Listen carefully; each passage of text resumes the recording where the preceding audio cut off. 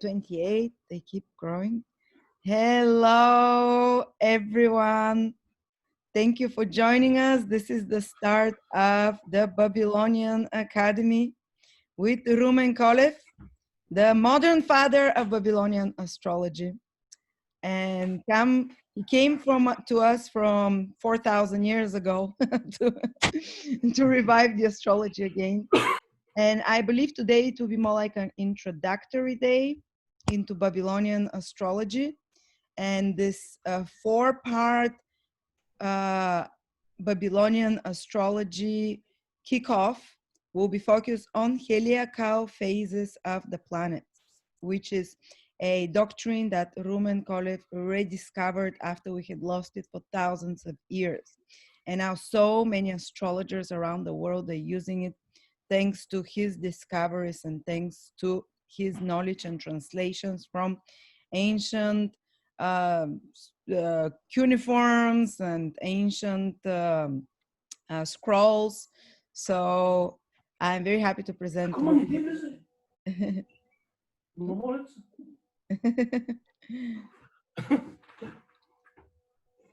Okay, Rumen, you take the ball now.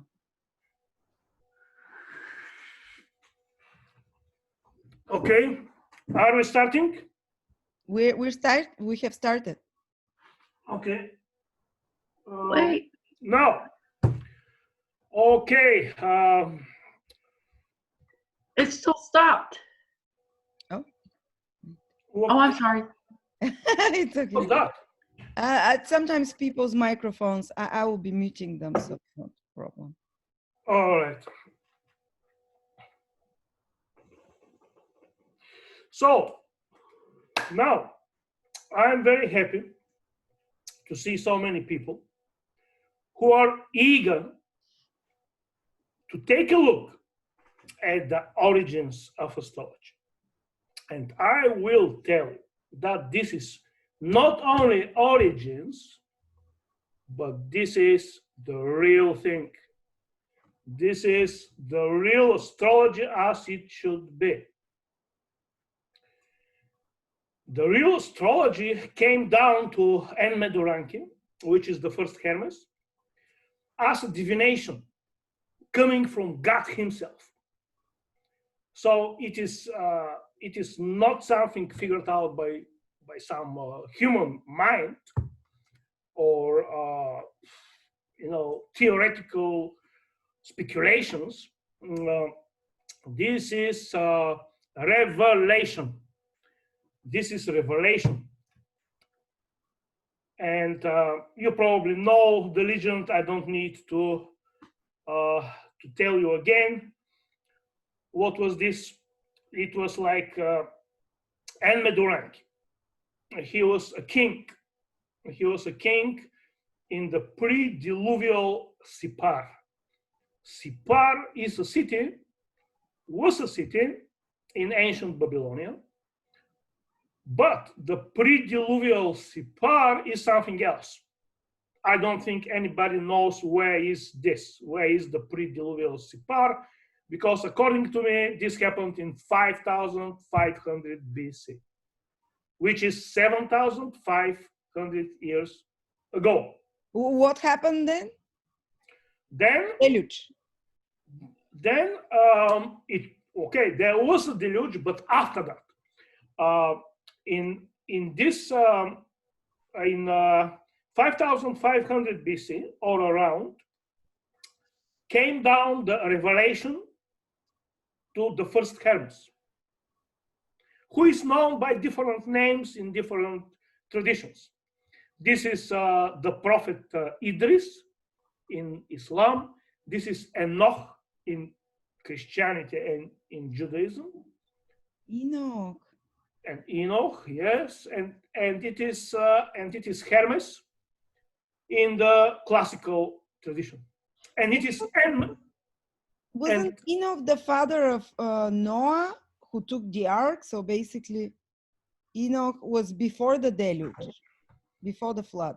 Oh yes. Okay. Actually, and this was Enmeduranki in the Mesopotamian tradition. So En Medoranki means basically the Lord with the knowledge of the unity between sky and earth.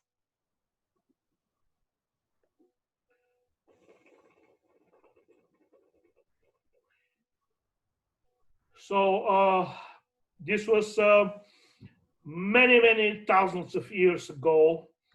And basically, what we had then was the Golden Age. The Golden Age. And it lasted for about 2,000 years until somewhere around 3000 BC, 3000, 3600 BC. And in this time, there was this astrology, which I call the astrology of the Golden Age, because this was the unity of the universe. This astrology is based on the notion of the unity of the universe. Tawhid al-Wujud in the Sufi terminology, in the philosophy of Ibn Arabi, which means unity of existence. Everything is one, connected. The sky and the earth.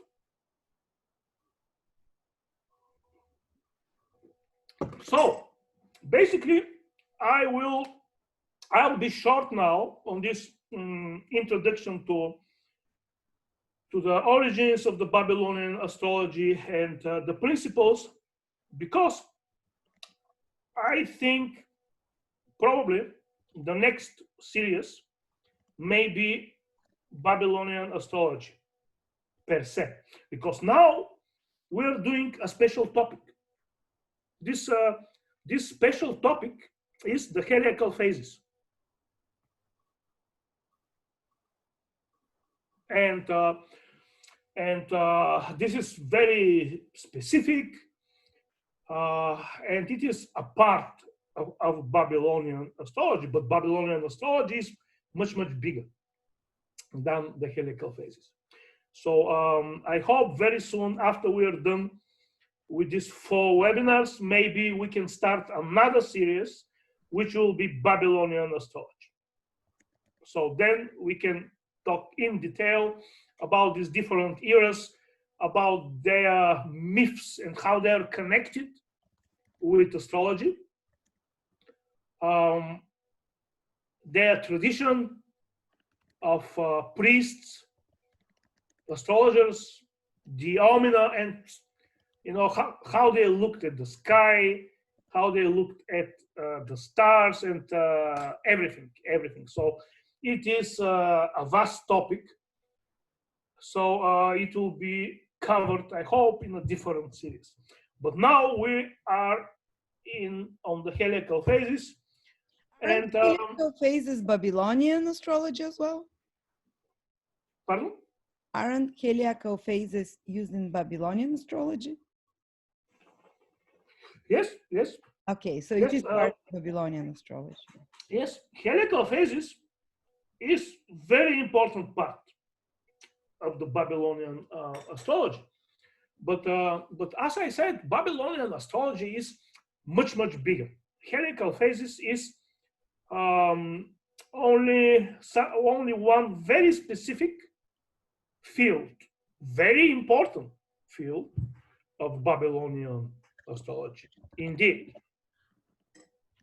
Because the main principle of Babylonian astrology, or let's say this astrology in the Golden Age. Because, okay, when you say Babylonian astrology, and you may think, okay, this is something like 4,000 years ago, or 2,000 years ago. Okay, they did something there, okay? But this is not like that. Babylonian astrology is a direct descendant from this astrology from the Golden Age. So Babylonian astrology kept a lot of features which are common with the astrology from the Golden Age. So I would probably, I will probably say that this astrology is the real one, the real astrology, or the astrology of the unity of the cosmos, or the astrology of the Golden Age. So, what is the main principle? The main principle is that it is the observation of the sky, and that the sky and the earth are in unity, and we should participate in the observation of the sky. The astrologers, or let's say everyone, should look at the sky with his or her own eyes and to see what is happening there, the phenomena, the colors, the stars, the planets, how they change their brilliance, how they move, where do they stop, the different constellations, everything.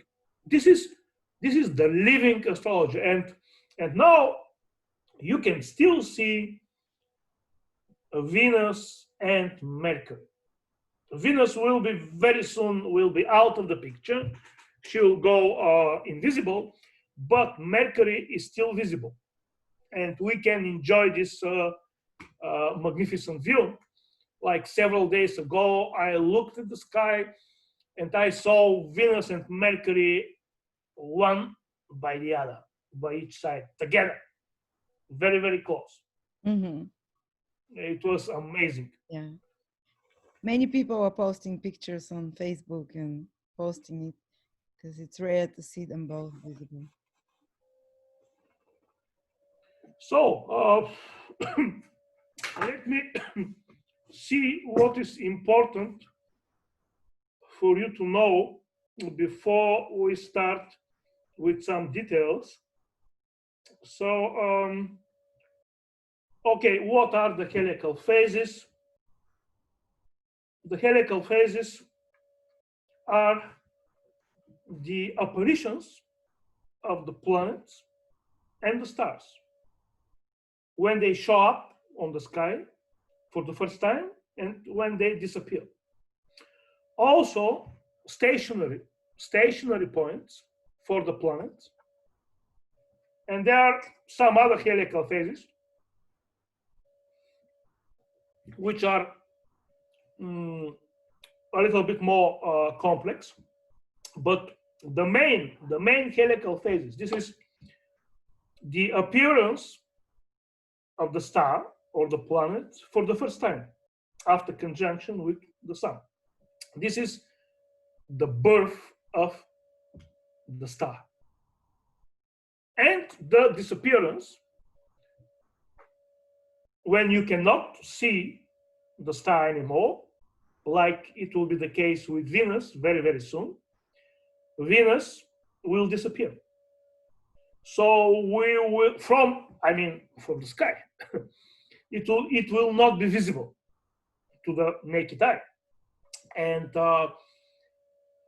when this happens, then this is assumed to be the end of the cycle of the given star. So it's like with everything, like with the humans, like with any living creature, or basically anything,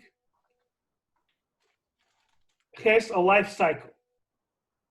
It is being born, it grows, it reaches some maximum, and then it goes down and dies.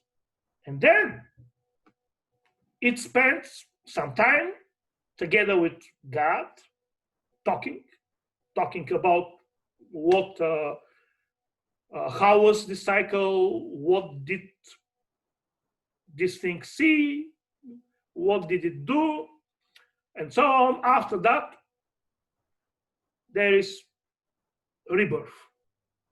the star shows up again.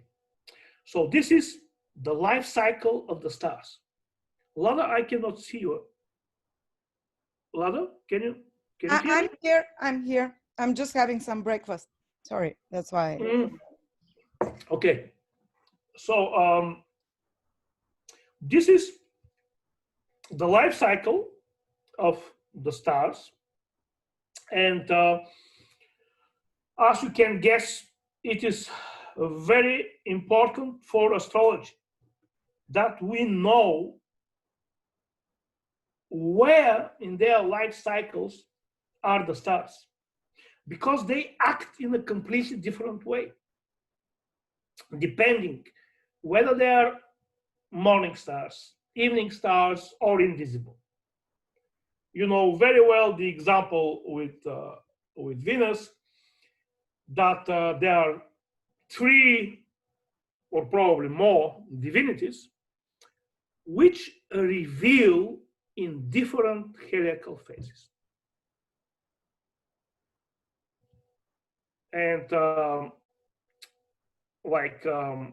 when also when a star is a morning star or a planet, when it is in the morning before sunrise, when they can be seen, then this acts on the earlier life of the person. And when a star is evening, then its action is more in the second part of the life of the person. This is very, very basic, and this is good for all planets, for all stars. And there are some other differences depending on the planet. So when will this happen? Every planet and every star has a period which is called heliacal period. Like the heliacal period of a star, and note well that I use the word star also for planets. So the heliacal period of a star is the period when the heliacal phase, which is like the apparition, the showing of the star, or the disappearance, or the appearance, this is called the heliacal phase. So when the appearance of a star repeats perfectly or almost perfectly, then this is called a heliacal period. Okay, because there is difference between heliacal cycle and heliacal period. Heliacal cycle, this is from one morning first. Morning first is the appearance of the star in the morning. So from one morning first to the next morning first, this is the heliacal cycle. But the heliacal period must repeat exactly. The appearance of the star must be at the same place compared on the fixed stars. It must be on the same place of the horizon. And basically, when this heliacal phase repeats in all details, then this is the heliacal period. Like with Venus, the heliacal period is 8 years minus 2 days. So assume, well, we can even say that after 2 days or 3 days, Venus will disappear in the constellation of Taurus between the horns of the bull, of the celestial bull. Okay, this will happen after 3 or 4 days, depending on the geographical latitude. So this will repeat exactly after 8 years. After 8 years, Venus again will disappear in the same place between the horns of the bull. Is it always in exactly the same degree? So maybe 2-3 degrees different every 8 years? Well, you see, it is different for the different planets. Venus, her heliacal period is 8 years minus 2 days. So she appears or disappears like 2 degrees back in the zodiac. So every 8 years is 2 degrees further back. Yes, So it's not exactly the same, but very close.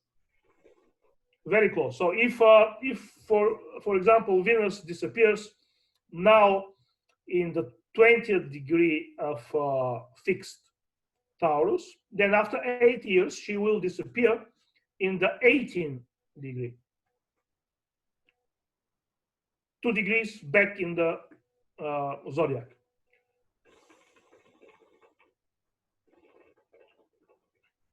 So this is called the heliacal period, and the heliacal period is a perfect cycle. You see, we will talk about the perfect cycles if we make this series about Babylonian astrology and also the primary directions, because this doctrine about the perfect cycles and the imperfect cycles, it is in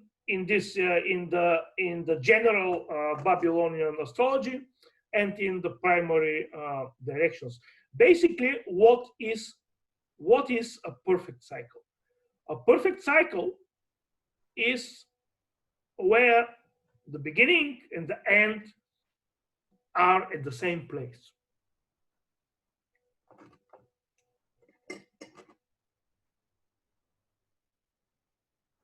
So one example for a perfect cycle will be the tropical year, the sun. The sun from one spring equinox to the next. This will be a perfect cycle. Or again, the movement of the sun from one conjunction with, let's say, Regulus to the next conjunction with Regulus. This is again a perfect cycle. Or the day from one sunrise to the next sunrise. Again, this is a perfect cycle. So the heliacal periods are perfect cycles. Why? Because something repeats almost the same, and some phenomenon happens at the same place and in the same way. And this is very important. This doctrine about the perfect cycles, this is extremely important for prognosis, because basically all perfect cycles are fractals of time. You know, they say that the world is built from fractals. However, not only the space and the physical world is built on fractals, but also time. Time itself has a fractal nature, where one perfect cycle corresponds to another. All perfect cycles are the same in their structure. They are the same in the divinity which governs them. They are divided in the same way. So from one perfect cycle, we can know another. And basically in the prognosis, this is used in the prognosis. We take one small time cycle, which correspond to one big time cycle. Like, I'll give you the example with the primary directions, where 4 minutes correspond to 1 year. And there are many such cycles. So we will talk about this in Babylonian astrology and also in the primary directions, about the cycles, how many are they, how they correspond, and how we can use them. In the present modern astrology, there are only very few of these correspondences left, like the progressions, where 1 day is equal to 1 year. Okay, this is something which comes from Babylon and from before Babylon, of course. And but in Babylonian astrology, there are many such cycles which are not known to the modern astrology. So okay, however, we got a little bit away from the topic, although I'm sure that this is very interesting and very helpful. But let's go back to our topic. So now I will show you a table.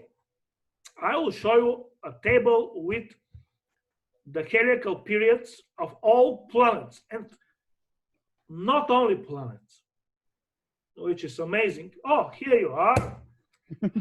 Again, good. So it is not only planets, but imagine this: they gave heliacal period also to the fixed stars and to the moon. They also have heliacal periods. So now I will show you this table. Let me see where it is. Heliacal period tables. Okay, here it is. Look at this. Lada, do you see this, or I must share my screen? Share screen. Okay, I will share screen now. Let me see. Okay, I go here. Share screen. We can share some. Okay, share screen. Okay. Okay, now this is the table. Do you see it? Yes. So you see here the basic cycle, which is what I told you. This is the basic heliacal cycle of the planets here, the moon, and the stars. So then, It's just one star, Sirius. Sirius. Well, yes, it is written Sirius, but I must tell you that this is for any fixed star. So just the planets have kind of changing different heliacal from each other. Stars have. Yes, I have here some problems with my shisha, so I must restart it. Put some more fire here. That's what we need, fire. So look here. Like every planet has several different heliacal periods. They divided them in short, in medium, long, and giant.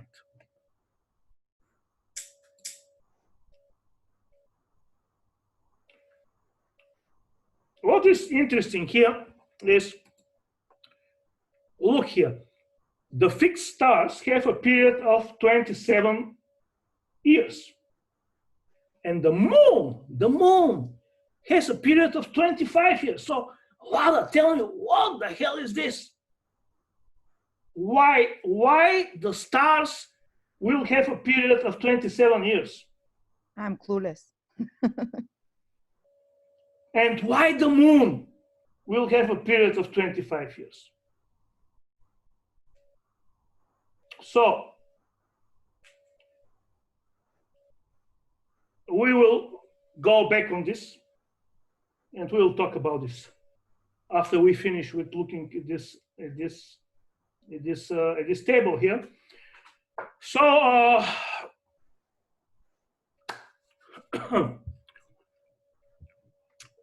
here is the table, and let's take Mars. Okay, the short heliacal period of Mars is 15 years. Sometimes it is 17. It is not here, but it is. So the medium is, as you see here, 32 years. And 32 years is actually 15 plus 17. So we have also 47 years, which is 2 times 15 and once 17. Well, Mars is highly irregular. Mars is very irregular. Mars and Mercury. Actually, you know what? How they called Mars in Babylon, in the Babylonian astrology and astronomy. They called it, let me see, this was, they say, the star which cannot be calculated. Can be predicted. It's heliacal phases, so it's periods. It's periods. That, like, it is extremely difficult to predict what will do Mars. So when will so they gave it like a very unpredictable nature. yes. So Mars transits or phases you never know what will happen. A bit like in Western astrology, we talk about Uranus. They called Mars Mulaminatu, which means the star which cannot be calculated. Oh. And on the other side ladder, we have Venus, which they called the perfect one. Why? Because Venus is very, very regular. And her heliacal cycles and heliacal periods are perfect to the day. Boom, boom, boom. Wow. Well, does it mean that Venus was the biggest benefic, stronger than Jupiter, and Mars was a bigger malefic, more than Saturn? Mars definitely in Babylon and Mesopotamia was the big ogre. It wasn't Saturn, it was Mars. It is not, yeah, it was not Saturn, it was Mars. He was responsible for all kinds of troubles. Like what? Like what? Epidemics, war, scandals, quarrels, killings, bad language, drinking, heavy drinking, all these animal passions, unleashed without any control. Wow. Does it mean that when Mars is in certain phase, for example, becoming visible, invisible, becoming retrograde, that those passions also on Earth get much stronger and unleashed? Oh yeah. Yes. You know what?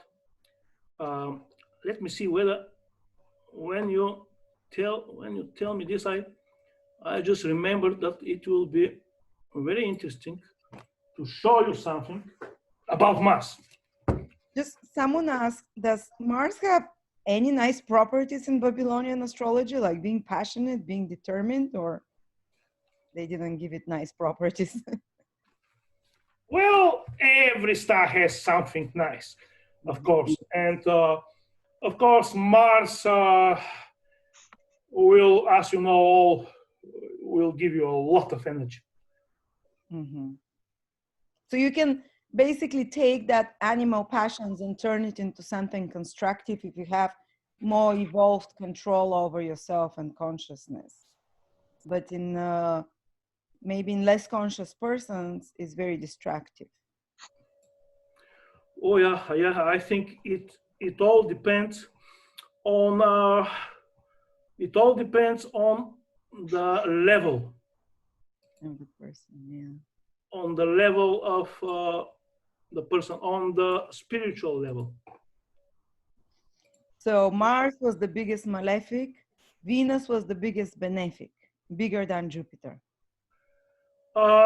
Venus was benefic, but of course, but I cannot say that they looked at Venus as stronger benefic than Jupiter. Okay. I don't think so. Okay. Just Mars and Saturn were reversed.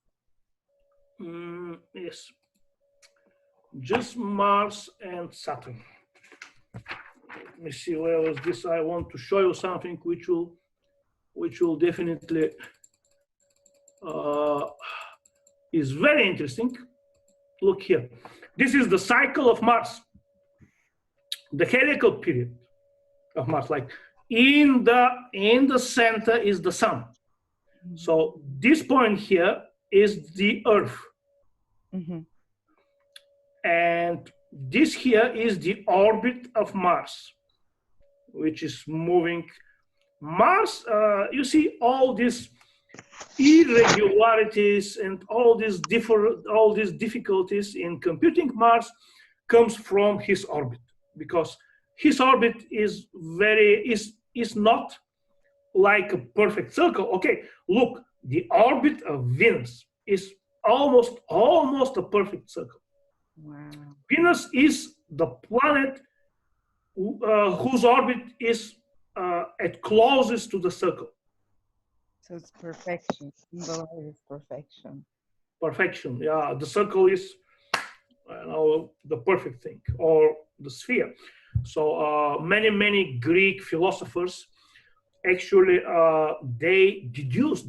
you see, the Greek philosophers, many of them, they knew that the Earth is a sphere. Why? There are several things. There are some astronomical reasons, but also there are philosophical reasons. And some of the Greek philosophers, they considered the Earth to be a sphere because the sphere, they say, is the perfect shape. And the Earth got to be a sphere. Okay? But you see, of course, there are many other reasons and astronomical reasons too. Because, okay, look, if I look at from here, Varna, if I look from Varna, the culmination of Sirius, okay, Sirius rises, and then he culminates and reaches maximum altitude above horizon. And I measure how much is this altitude. And then if I go to Egypt and do the same, Sirius will be much higher. And actually, I saw this when I was in Egypt. I saw this with my very eyes. And also, you will see stars in Egypt that you don't see from here. Mm-hmm. And so also the celestial sphere. The celestial sphere is a sphere. It is not something else. It is not flat. And if the sky is a sphere, then definitely the Earth must be a sphere too. This is the philosophical questions here, and there was one absolutely ingenious Greek scholar and philosopher who computed how big is the Earth. He computed it in such a drastic, simple way that this is mind-blowing, you know. And okay, I must tell you this. I must tell you this because from philosophical point of view and from any point of view, this is just you know, shocking how he did this. It's so simple, so simple. Look, he said the following, just like I told you. He did it this way. He went to Athens, and he looked at the culmination of the star Canopus. Canopus is a star which is not seen from the northern latitudes. It is seen from the southern latitude. So he watched how high will be Canopus in culmination. Okay, let's say, just for example, I don't know the exact numbers, but let's say, for example, let's say that he was like 3 degrees in culmination, reaching 3 degrees. So then he goes to Alexandria in Egypt, and he makes the same there. He looks at the culmination of Canopus, and it is not 3 degrees, it is 5 degrees, 2 degrees higher. So he says the following: the sky and the earth are in unity together. So there is difference in the sky in 2 degrees between Athens and Alexandria. Let's see what is the distance between Athens and Alexandria. So he talks with some navy captains, with some seamen, and they tell him what is the distance from Athens to Alexandria. Let's say 120 levgas or whatever. So then he makes this simple equation: 120 levgas equal to 2 degrees. Then how many levgas will be equal to 360 degrees, which is the circumference, the circumference of the Earth? You see how simple is this? Did you get it? 2 degrees. 2 degrees difference in the culmination of Canopus between Athens and Alexandria. And this is 120 levgas. So 1 degree is 60 levgas. So we have only to multiply 60 levgas by 360 degrees. And we will get the circumference of the Earth. It's absolutely stupid. And guess what? His computation was almost exact. Like maybe he was like maybe 10 or 15% off the real circumference. Very, very close. So you see, this is the power. This is the power of this knowledge of the unity of the sky and the earth. Because this guy, I think his name was Posidonius or Poseidonius. I think so. And I think Geminus, who is another very famous Greek astronomer, philosopher, was his student. And what is widely known is about another Greek scholar from Egypt who computed how big is the Earth with the sun going over a well, and only 2 times in the year you could see the sun from the well, you know. So he made some very, very complex things to do basically the same job. But for me, Posidonius is the absolute genius. So simple, huh? So simple. Okay, let's go back here. So look here. The orbit of Mars is far away from a circle. And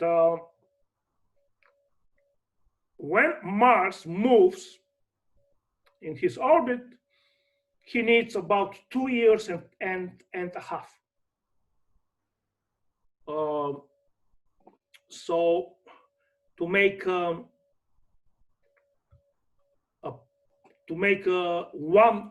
one term, he needs 2 years and a half.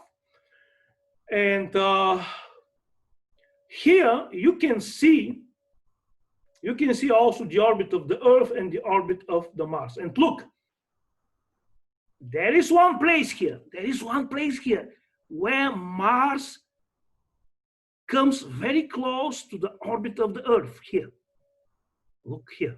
You see this one here. So what happens, Lala? If the Earth and Mars are somewhere in this section here. Mars is super close to the Earth. Mars is super close, and Mars will be extremely powerful. And he's brilliant.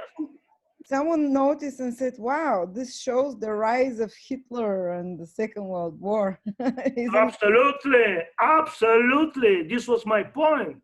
Yes, 39, yeah. The Second World War erupted. Yeah. So, aren't we entering just that now in the autumn? This summer in the autumn, exactly such a period when Earth and Mars will be at such a point like in 1939? Yes. Okay, hold on to strap your belts, guys. Fasten your belts, Lala. Fasten your belts. Fasten your belts. And enjoy the ride of Mars, of Nergal. So this cycle is how many years that you're showing? It's 15 years or something like that. Like, yes, it is something which repeats every 15 or 17 years. However, let's go back to this table here that I showed you. There is another cycle here. Look, 47, which is more exact. This 47-year cycle and also 79, these are much more exact than the 15 or the 17. And you say that this is very similar to the cycle which is now. Okay, look, like the basic heliacal cycle of Mars is 2 years and a half. And this basic heliacal cycle, it has its parameters, like Mars shows up with some kind of brightness, then he reaches another brightness, and this is different in the different heliacal cycles which Mars has. Look here, we have here 7 or 8. We have 7 or 8 basic heliacal cycle in 15 years. In 15 years, we have 7. In 17 years, we have 8 basic heliacal cycles, which is... Doesn't mean like it goes retrograde 7 or 8 times and direct and appears, disappears, all of those things. Yeah, you see, Mars, from one morning first to another morning first, is 2 years and a half. Yes. And in 15 years, he makes 7 such heliacal cycles. Just like Venus. You see, Venus makes 5 heliacal cycles in 8 years. Here, Mars makes 7 or 8 heliacal cycles in 15 or in 17 years. So, what I want to tell you is that one particular heliacal cycle of Mars repeats perfectly after 47 years. Everything. Look now, when Mars in September, it was, or somewhere there, September, October, Mars will be more bright than Jupiter. Can you guess this? Can you imagine this? Mars will be brighter than Jupiter. So when was the last time Mars was as bright? How many years ago was that? It was Is it like a 15-year or 47-year phase? Or? like it was that bright the previous heliacal cycle, which was 2.5 years ago, because these two heliacal cycles happen. Mars and the Earth are very close to each other, but this cycle was like 47 years ago, and So I will. Mars was close to the Earth only 47 years ago. And I will show you now. Yeah. I will show you now. Look here. Okay, wait a minute. I want to make this bigger. Okay. Now, do you see well? Yes.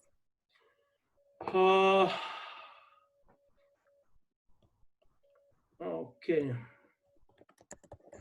Look here.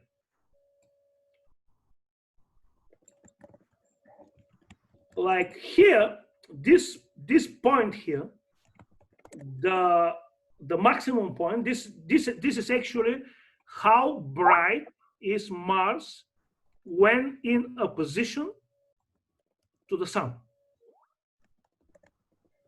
You see this graphic here is actually the brightness of Mars when in a position to the sun. So in July 2018, this was maximum brightness here. And now it is this next point here, which is almost that bright. And this will be in September, October 2020. But I want you to notice something else. Look here. How this cycle, which is below this July 2018 maximum cycle, look at this cycle, which is the maximum in July 39. Oh my God, it's the same. Compare it. The same. Yes, the same. Does it mean there might be a war that breaks out this autumn? Everything is possible, Lada. Because we don't know. It's unpredictable. I don't want to be a bad prophet, never. But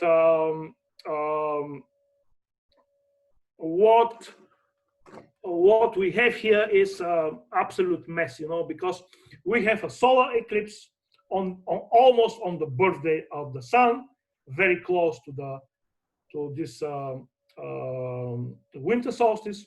Now we will have another one, and guess where? Summer. Yeah. This will be on the summer solstice.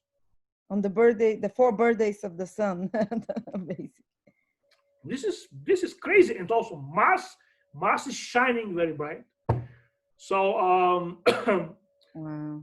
It will be dynamic times. So okay, let's go back here to.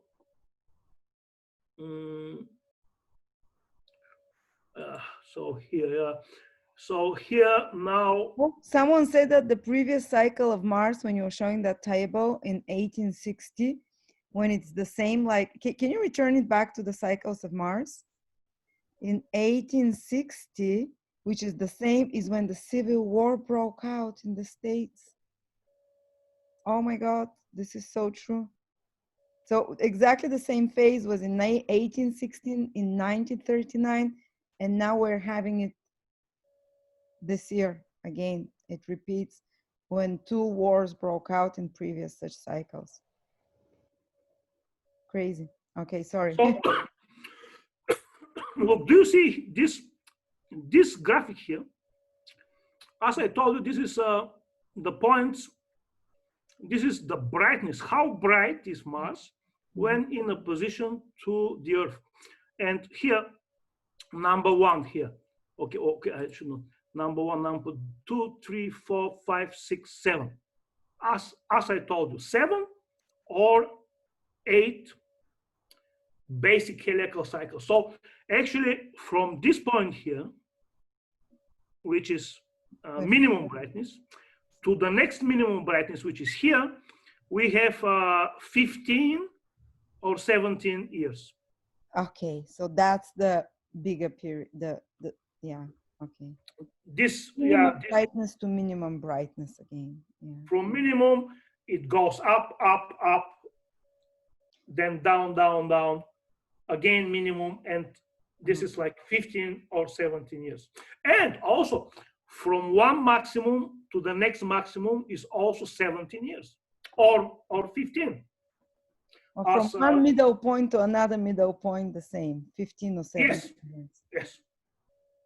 Wow. So you see, my idea when I show you this is to tell you that the heliacal cycles of the planets are very different, and they are short, they are big, they are giant, and all of them are specific and very different. And also the same is true for Venus. Okay, what we have talked about in this webinar about the Venus pentagram, we have talked about her different stages, like morning star, then invisible, then evening star, then again invisible for a shorter period, and so on and so on. Okay, but we have not talked that in the different cycles of Venus, she is invisible different number of days. Mm-hmm. So there are many details which we'll talk, God willing, next the next time, which is after 2 weeks, right? Yes. In the webinar about Venus and Mercury. People are asking if you can send all of those things that you're showing. You can send them to me on PDF, and I'll send them to them. Yes. Yes. Also, so, yes? Because from next week we're gonna be talking about each in 2 weeks, or something. We're gonna start talking about each planet in its heliacal phases. A lot of people can't afford to buy the software, so can they send you the details and you can generate the chart and send it to them so they can watch their own heliacal phases to understand? Oh yes, of course. But today I had an idea, like, because I'm thinking that we can offer the computer program Placidus to a reduced price for everybody who take part in this webinar. Great, yeah. So yeah, write to us and I can direct them. You can, because you have to help them install it, isn't it? You need to give them a code. So anyone who is interested in owning Placidus, contact us. I don't know what the discount will be. So whatever you say, I think. Well, yeah, the current price, I mean, the normal price that for this program is $480, but only for these people who take part in this series, we can reduce it, let's say, to $300. Okay. And whoever can afford it, do write to Rumen, because I also had this program, but my laptop broke that I had it on. So he can generate your chart, but you need to give coordinates. You need to give, what do they need to give? Coordinates. Maybe they can do their chart on astro.com and you can take from there the coordinates. Well, when they tell me the exact place, I can find them out. But yeah, they can write me the coordinates, or I will find them out. I remember I used to do it before, like I would ask them to send me a chart from astro.com and the coordinates of the town would be there. So I would just copy them. So if they don't know the coordinates, they can, you know, do it this way to be easy on you. Yes, yes. So yeah, because basically this computer program is sine qua non, absolutely necessary for serious research in Babylonian astrology, and because these people who take this webinar, they're seriously interested. We should offer this program at a much reduced price, not 300, 250, no, 240. Wow. Yes. 240? 240, yeah. Oh, only for those, of course, who price, fantastic. who are now with us and who are listening. So okay, so let's go further, because there are many interesting things, Lada, that you have never heard about. Now, okay. First, let's think about this here. 27. Okay, why I cannot? People are very happy you gave them such a big discount. They're saying Venus is manifesting powerfully.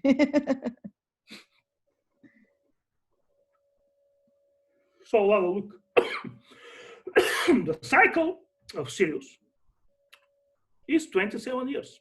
That's what the Babylonian priests, astrologers say. 27 years. And what the hell is the meaning of this? How can a star has 27 years heliacal cycle? This is okay.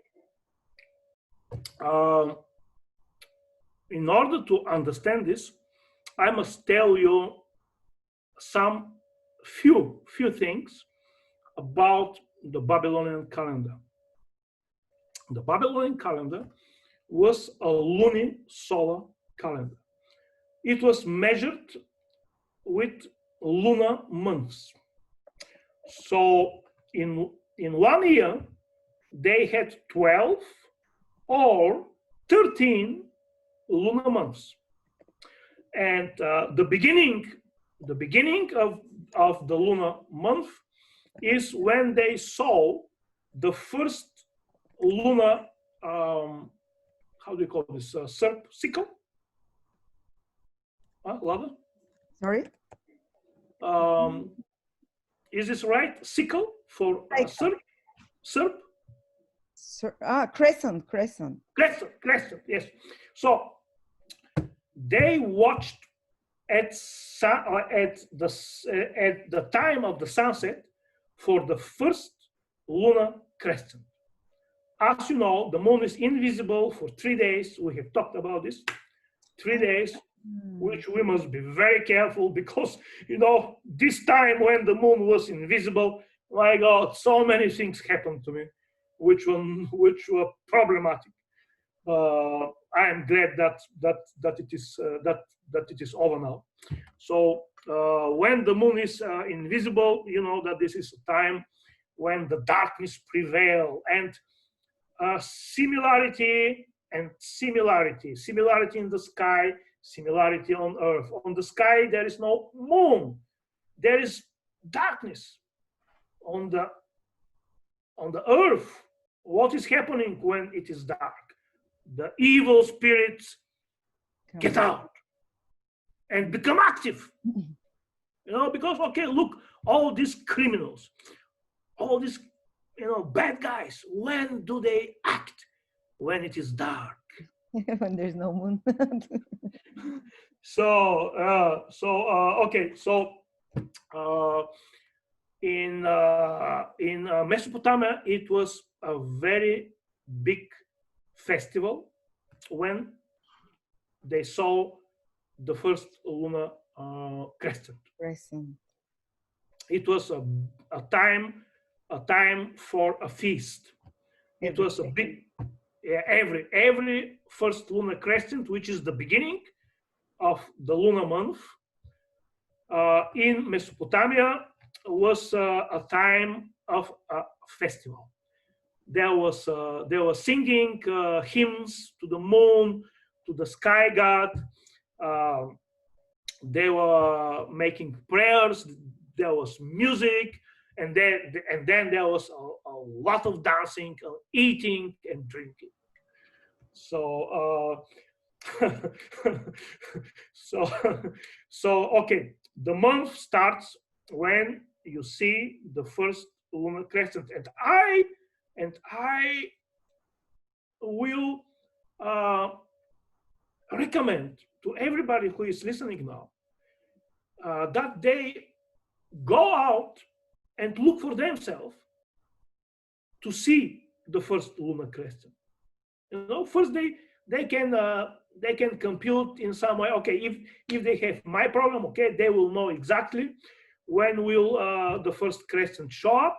If they don't have it, in some way they will figure it out. They will compute it in some way, and then they can go out around the sunset. Maybe I will recommend maybe 30 minutes before sunset, minimum 30 minutes before sunset, to go out and to wait for the first lunar crescent.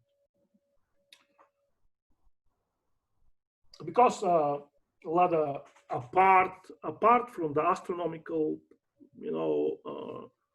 things, and from the technical things here, there is also some magic. Okay, when you personally observe the sky and you see when Venus appears for the first time, or when the moon appears her first crescent, there is some kind of magic there. You're connecting with the energies when you're looking at them. Absolutely. All the sunlight, Absolutely. all a lot of ancient religions and renewed such movements nowadays, they go out and watch the sunrise because you connect with the higher entities, how they describe it, that are connected with those bodies. So I'm not saying that there are people living on the sun, but there is consciousness, an entity with consciousness that are connected to each of the visible planets and stars. So when there was a knowing and saying that when you watch consciously the rising of a planet or a star or the sun, you connect with the intelligence of those body, the intelligences and inspirations. Okay, I got some more tea here. And also, the best way to understand the nature of a star is to observe it. Okay, look, you want to see some interesting person, okay? Okay, in your case, a man, in my case, a lady. We are very interested. We have heard very good things about somebody. But what? Will we read in books about this person? No! We want to see her or to see him in person, here, face to face. To feel them, yeah. This is the same with the stars. You know, if you are so interested in the stars, don't read in books about them. Or okay, read in books. This is good. This is very good. Read in books, look in computer programs, but absolutely look at the star with your own eyes. Mm. So let's go back to this mystery here. 27 years. There are 27 nakshatras in Vedic astrology. This is nakshatras is each day each day spent in each constellation. There are 27 constellations in Vedic astrology, which split the path of the moon, basically. Yes, but this is not the reason here. Although the similarity is very, very interesting, and we can think about this and maybe look in practice how how this will show up. But like the nakshatra way is the moon when we are born will be the first year, and the next nakshatra will be the second year, and so on. Okay, but this is something that just came in my mind. But let's go back here. So 27. So okay, again, the calendar of Mesopotamia.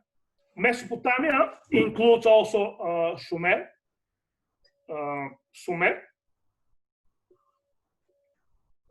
which was before Babylon. Actually, Sumer was the first civilization, and Sumer started in 5,500 BC. This was the beginning of the Sumerian civilization in Mesopotamia, 5,500 BC. The time, when lived Hermes, the first Hermes.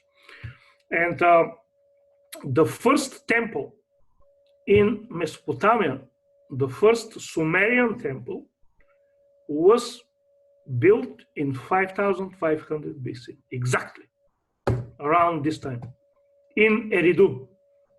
Eridu is very, very south. It was on the Gulf, on the sea, in these times. Okay. What age was it then? The age of Gemini, or what was on the eastern horizon around that time? Gemini or Cancer? Well, rising on the eastern horizon. 5,500 BC, the equinox was in Gemini.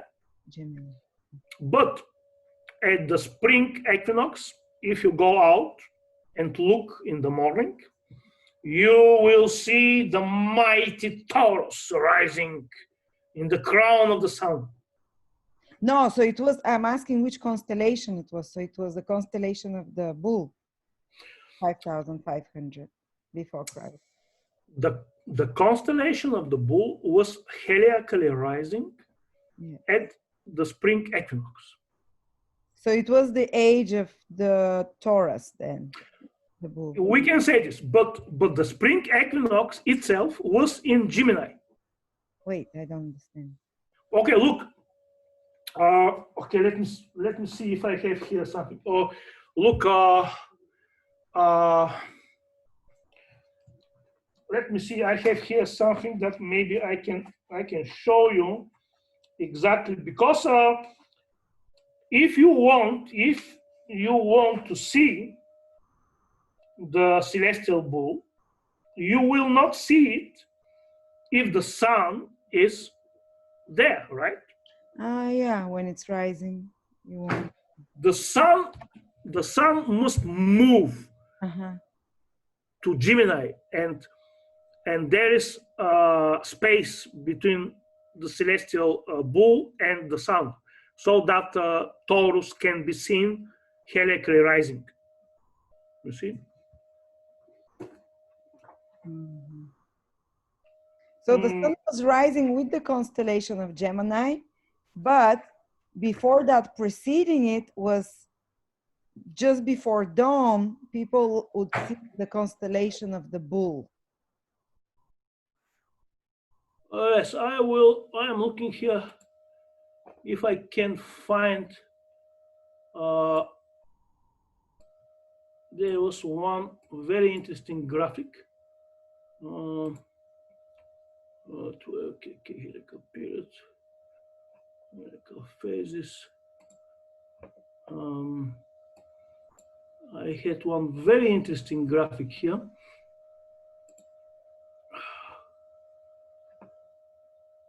Which actually shows the sky in, okay, I cannot find it, but look here, I have something for you here.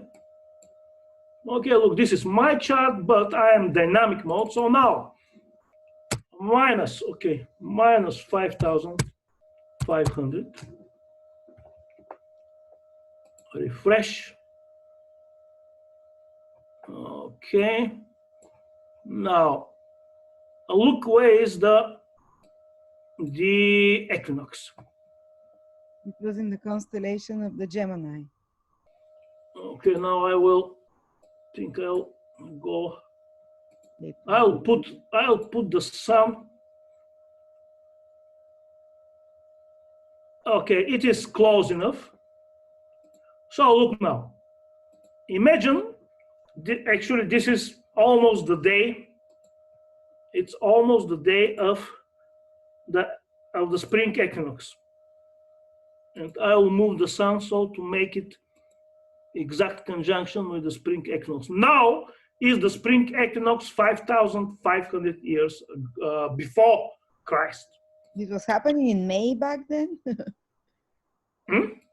Back then, Well, happening in May, the spring equinox? Well, this is, Okay. you know, this is this calendar, the Julian calendar. So, yeah, so. Again, yeah, it will be again the first day of spring, so.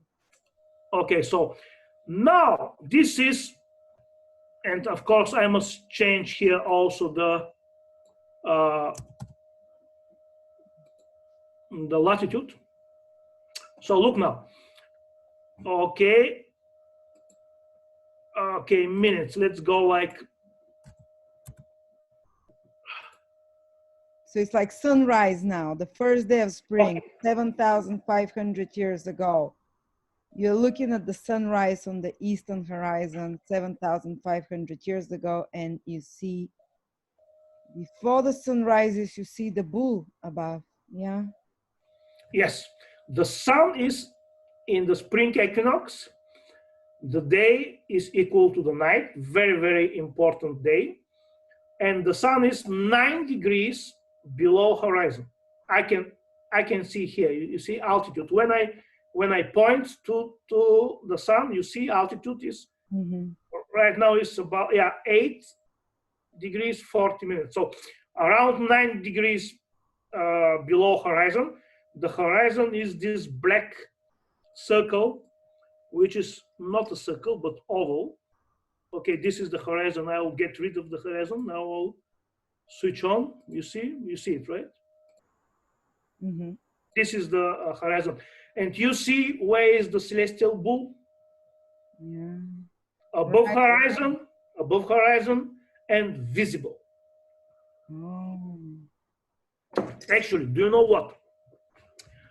In Mesopotamia, in 5,500 BC, on the day of the spring equinox, this was the same day of the morning first of Aldebaran. Oh, so Aldebaran on the spring equinox 7,000 years ago would be the visible. It will be becoming visible then.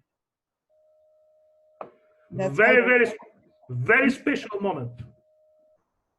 Okay, and that's why they called it a guardian of the East, Aldebaran. Very special moment, and basically we can learn a lot about a given epoch, and also a given place, and a given era, a given time when we observe the sky on the morning of the spring equinox. So we don't look at the constellation right behind the sun because we can't see it. The sun is too bright. But we look the one that is preceding it, that you can see just before the sun rises. You can see that constellation. And that's how they called it. We're in the age that they were in the age of the bull. Is that how it is? Yes. So if you bring it back to current times, what constellation is currently showing on the first day of the spring equinox before sunrise? Can you show us? Yeah, it will be part of Aquarius. So it means we're already feeling the energy of Aquarius then. Yes, we do. Actually, you know, when Jesus Christ came, the equinox was not in Pisces. It was The in- equinox was still in Aries. yeah, but Pisces was rising. But you could see Pisces constellation on the first day of spring, right before the sunrise on the eastern horizon.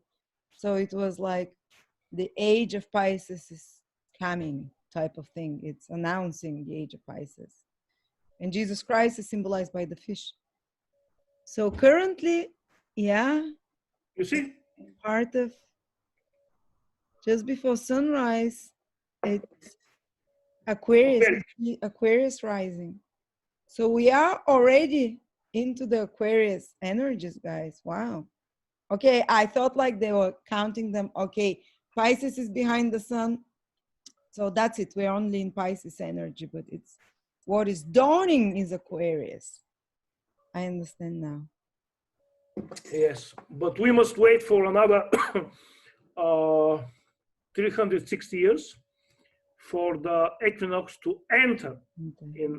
in the Babylonian Aquarius. Like when Jesus, actually, you see,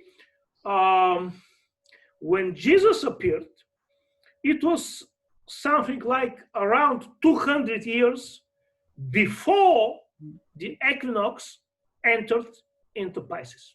Mm-hmm. So Jesus came 200 years before the actual entrance of the spring equinox in Pisces. So the same happens now too. Okay, let's continue, Lada, with the Mesopotamian calendar because it is instrumental to understand many things in Babylonian astrology. So, okay, okay, there are 12 or 13 lunar months in one Babylonian year. Why? Because the 12 lunar months do not make 365 days. They are like 300. There is like, it is 20.5 days, like the lunar month, Babylonian lunar month is either 30 days or 29 days. So it is with several days off, like 12 lunar months fall shorter than one tropical year. So every once in a while, they had to put another month. So not 12, but 13 months. Okay, and very important is also to tell you when was the beginning of the year. The beginning of the year was the 1st of Nisan. And the 1st of Nisan happens very close to the spring equinox. But it moves a bit every year, doesn't it? Of course, yes. For the Sumerians, the first lunar crescent, just before the spring equinox, was the 1st of Nisan. So actually, the spring equinox can fall anywhere in this first month. It can be the 1st of Nisan, it can be the 2nd, the 3rd, the 15th, the 18th, anywhere. This was in Sumer, in the Sumerian times.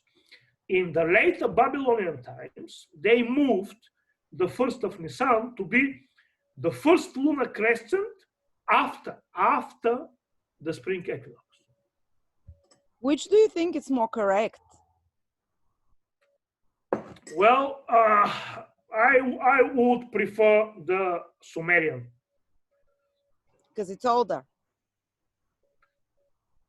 Not only, but but because the cardinal points, the equinoctia and the solstitia, the equinoxes and the solstices fall on the average in the middle of this months, like Nisan, the first month, the 4th, the 7th, and the 10th.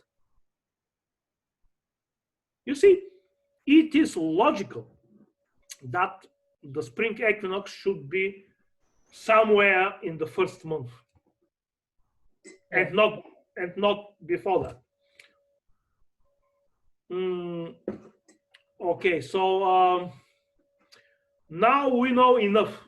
We know enough about the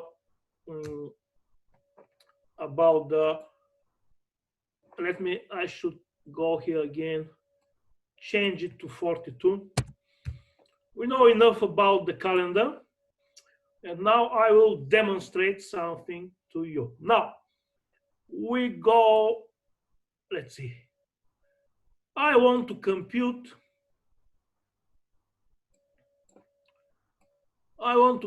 the heliacal rise of Sirius. Okay, let's say we are here,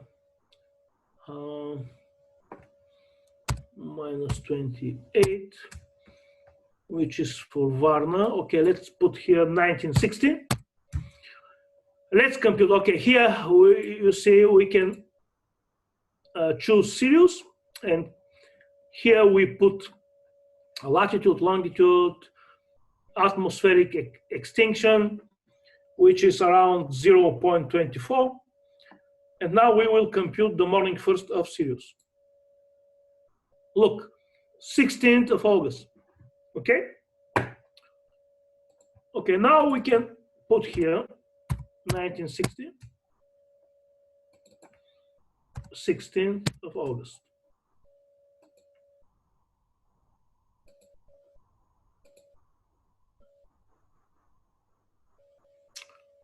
All right. You see where is the sun? It is right on the horizon, but I must go a little bit. We must draw it a little bit below horizon. And you see where is Sirius? So this is the day when Sirius appears for the first time. The horizon is the black line. That's yes. The curved line, yeah. Yes, this one here. So guess what? I will change the year. Not 1960. Okay, look, but look here. It is on the 22nd of Abu in the Babylonian calendar. Remember this. 22nd of Abu. 16th of August, but 22nd of Abu. Which means that the moon is, you see where is the moon and where is the sun. It is close to last quarter. Okay, the moon is diminishing, and it is close to the last quarter. Okay, so the 22nd of Abu. Now I'll change the year. I'll go, let's say, where? 1970. Look, it is 12th of Abu. Okay? But it's still 16th of August. Yes. For our calendar, so it was on the same day.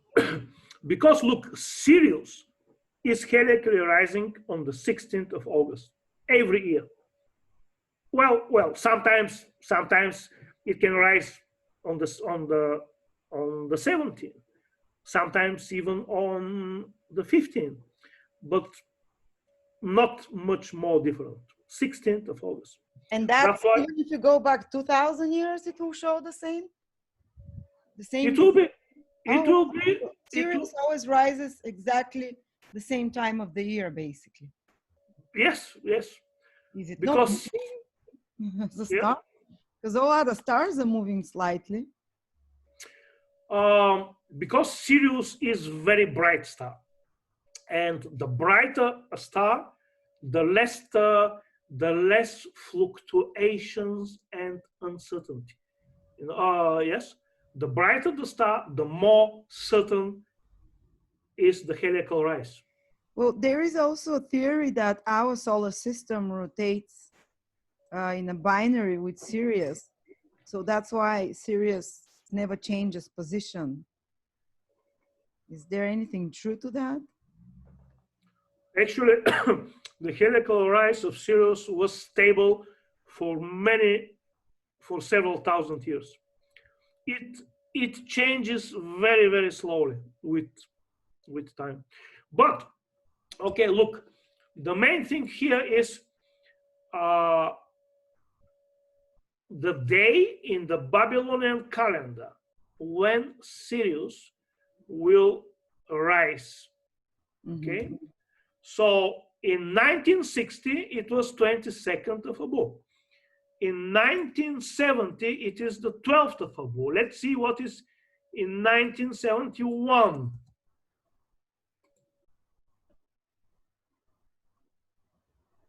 The 23rd of Abu. This comes close. In 72, the 5th of Abu. Okay, so let's go now with 27 years. Okay, we go back to 1960, which was okay, in this year Sirius rose on the 22nd of Abu. Now let's go 27 years. 87. Refresh.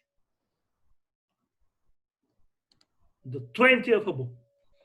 Again, it is very, very close to the day in the Babylonian calendar when arose Sirius in 1960.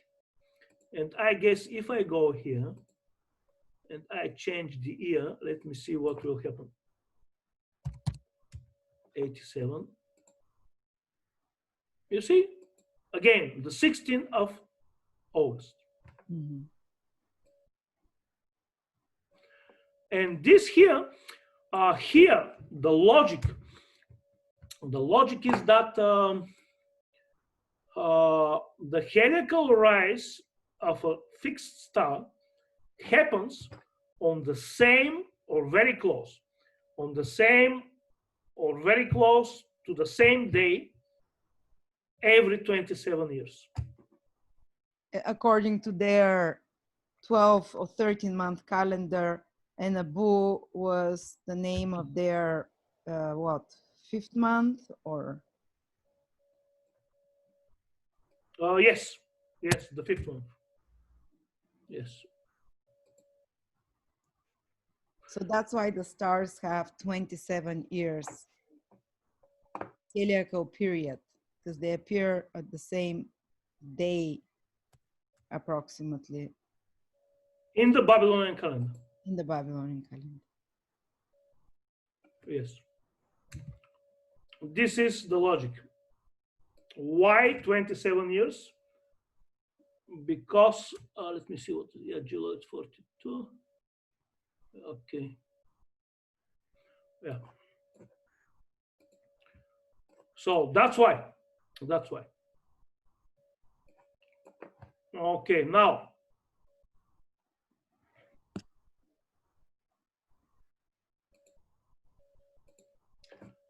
Okay, now we understand why this is here 27. This is because in the Babylonian calendar, the stars, the fixed stars, heliacally rise on the same day in the Babylonian calendar every 27 years. Okay, why 25 for the moon? Okay, this is because the moon, okay, if we, okay, let's go back here to the program and I will demonstrate you something here. Okay, let's see where is the moon. Now, here. Okay, this date here corresponds to the 9th of Kislev in the Babylonian calendar. So we take 25 years and we multiply this with 365 days, and we will get 9,125 days. 9,125 days.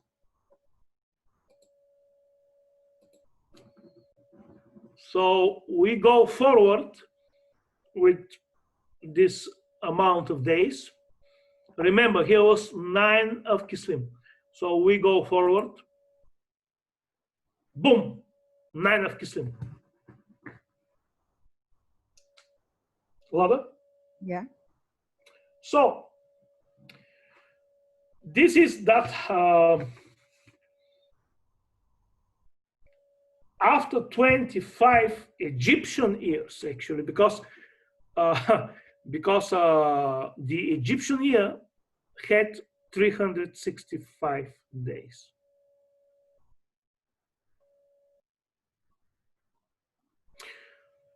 All right. Mm-hmm. So this is the case that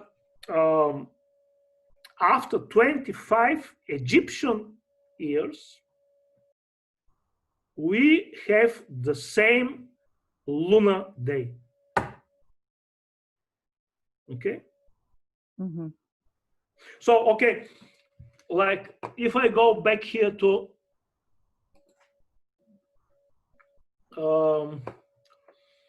okay, this is my chart actually.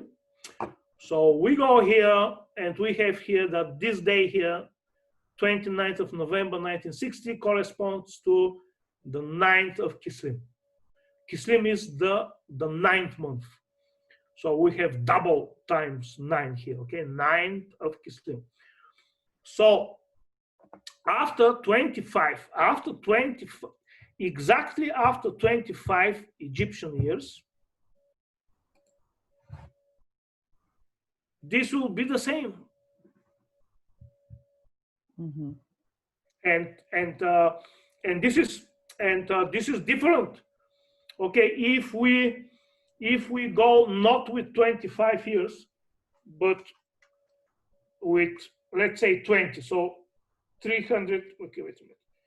365 multiplied by 20 is 7,300. 7,300. So okay, 7,300 days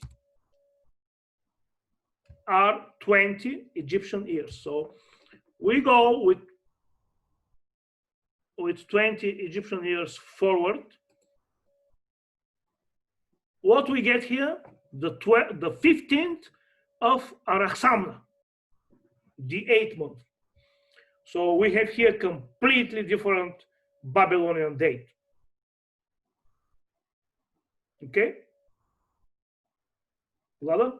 Yeah, people are asking, what is the significance of the moon completing its phase of 25 years? What does it mean, like when you're reading a natal chart or? Oh, I will tell you now with shocking examples.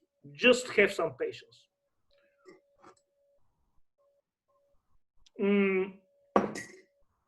So this is why is this, like, what I want to tell you, maybe this was a little bit mathematically confusing for some of you, but you can learn this in a very simple way. Like a given date in the Egyptian calendar, let's say the 7th of Tot. Tot was the first month, okay? So let's say the 7th of Tot in this year corresponds to the 12th of Nisan in the Babylonian calendar.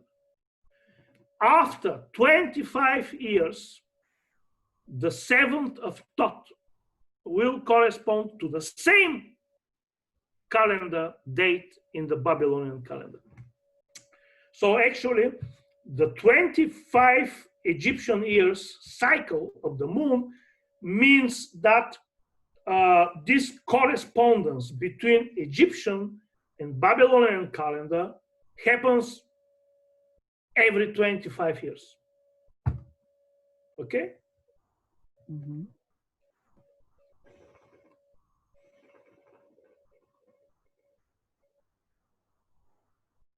But this is significant in many ways. Not only about the moon, but here this correlation between the Egyptian calendar and the Babylonian calendar. Like, look, I will give you one even more simple example. Okay,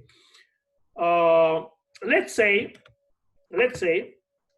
I am born in the Egyptian calendar on the 10th of Tot, but in the Babylonian calendar, I am born in the 18th of Siman. Okay, so when I was born, it was 18th of Siman in Babylonian calendar and 10th of Tot in Egyptian. What will happen is that when I become 25 years old in the Egyptian calendar, after 25 years in the Egyptian calendar, my birthday in the Egyptian calendar, which is 10th of Tot, when I am 25 years old, will again correspond to my birthday in the Babylonian calendar. Mm-hmm. But every year it will be different. Like every year, the 10th of Tot in the age. Okay, imagine that I celebrate my birthday according to the Egyptian calendar and according to the Babylonian calendar. And every year I have 2 days, different days when I celebrate my birthday. Once I put here, Isis and Amon-Ra and Egyptian perfumes, and dress like an Egyptian. And this will be my birthday according to the Egyptian calendar. And after 10 days or after, several days, I celebrate my birthday according to the Babylonian calendar. Mm-hmm. And every year I celebrate 2 times my birthday. But guess what? When I am 25, I celebrate both birthdays in one day.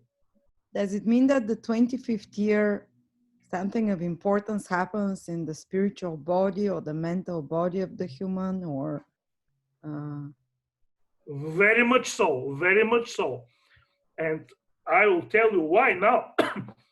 We go back here to this table here. And this is the table of the Heliacal periods. Okay. And guess what happens?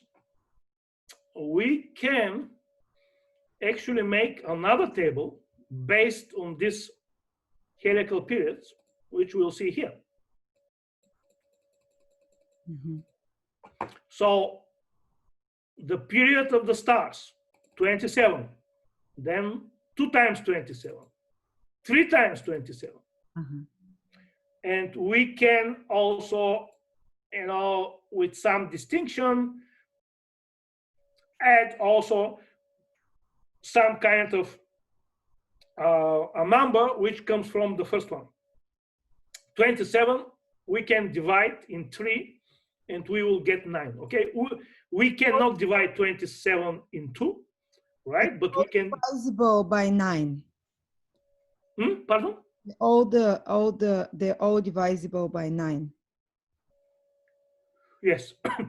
If we divide 27 in 3, we will get 9. So here, when I am when I am 27 years old, what will happen? Every fixed star will rise on the same day in the Babylonian calendar. Oh, wow. You know, So, okay. they say that the Club 27, where a lot of people kill themselves at the age of 27, is it related somehow, maybe, to the fixed stars rising at the same time? And if they have a more violent fixed star? Absolutely, absolutely. Look, in my case, when I was born, Vega rose 11 days before my birthday. Okay, Mm-hmm. and Deneb rose 5 days after my birthday. Mm-hmm. Okay, so look, let's take Deneb. Okay, I am born, and 5 days after my birthday, Deneb rises. The next year, I celebrate again my birthday. Okay, I'm 2 years old, but forget about this. I celebrate my birthday. Do you think that Deneb will rise 5 days after my? I mean, I celebrate my Babylonian birthday. My Babylonian birthday. And in this time, Deneb will not rise 5 days after my birthday. He can rise 10 days, 20 days, who knows? Mm-hmm. Okay, then the next birthday again, he will rise maybe 10 days before and not after my birthday. So it will be different every year. But when I celebrate my 27th Babylonian birthday, then it will rise exactly as many days after my birthday as when I was born. Mm-hmm. You know? Mm-hmm. Now, do you get it? Mm-hmm. Or I can tell you in a much simpler way, because okay, let's say Lada, when you were born on the day when Aldebaran Heliacal rose. This is very powerful day, and guess what? This is the birthday of the United States, the 4th of July. Aldebaran rises every year on the 4th of July. Aldebaran for the northern hemisphere in around the latitude between, let's say, 40 and 50, rises on the 4th of July. Oh, so wow. So they So okay, let's say you, Ada, are born when Aldebaran rose Heliacal on the same day. But also, let's say that you are using the Babylonian calendar. Forget about our modern Gregorian calendar. Let's say you are in Mesopotamia and you are using the Babylonian calendar. And of course, every year you celebrate your birthday, but Aldebaran does not rise here. You celebrate your birthday when you are 20 years old. Aldebaran does not rise on your birthday. You celebrate when you are 21 years old in the Babylonian calendar. Again, no Aldebaran rising. But when you celebrate your 27th birthday, Aldebaran rises. And also 54 and 81. So look, what is the meaning of this? The meaning of this is that the stars, the fixed stars that are important in our chart. And these fixed stars, which are important, they are either the stars which arise heliacally plus minus 7 days from our birthday, or the stars which are in conjunction with the sun, ascendant, moon, you know this. So, okay, these are the important stars. And some people asked me what did it mean in ancient times to be born under a star. This means to be born when when a star heliacally rises. Okay, I'm born when Vega rose 11 days before my birthday, and Deneb 3 days after my birthday. So I'm born under Vega and Deneb. Because Vega rose 11 days before my birthday, actually, I think more about in the ancient times, they took this period plus minus 7 days. But I think that probably plus minus 12 days also can make a good case because 12 is a holy number. It is the number of the months in 1 year. It is the number of the signs in the zodiac. So I tend to think that we can also use this plus minus 12 days. So what this means, okay, I was born under Vega and under Deneb. Vega rose 11 days before my birthday and Deneb 3 days after. So what is happening here? I am born under these two stars. But Vega, because Vega rose before my birthday, this is the star under which I was born in the past. This is where I come from. This is my past fixed star, Vega. And because Deneb is rising after my birthday, this is the star of my future. Oh, wow. So how can I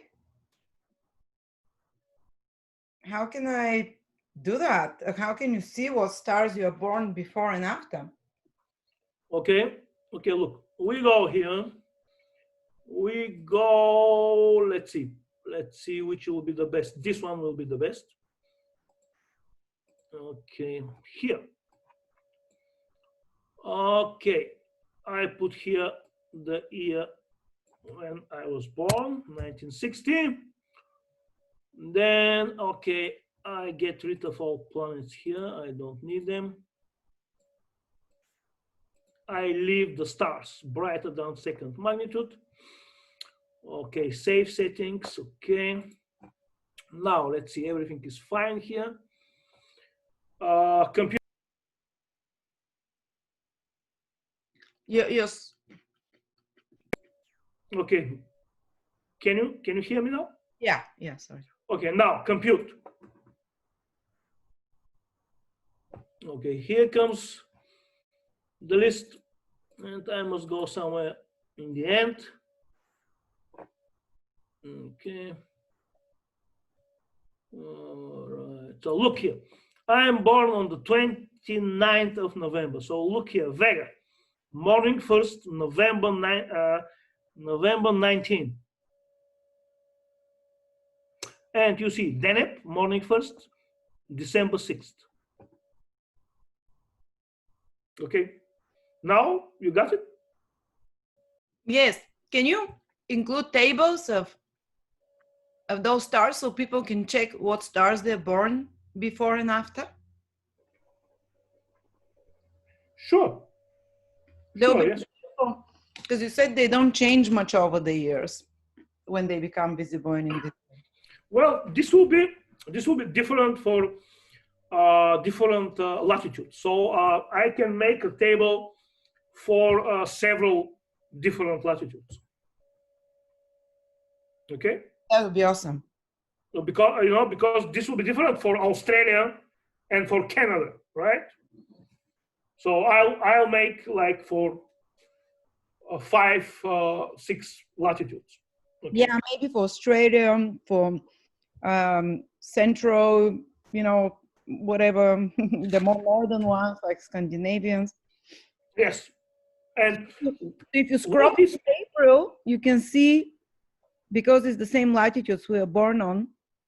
Can you scroll to April? I'm curious to see what star rises before I'm born and after.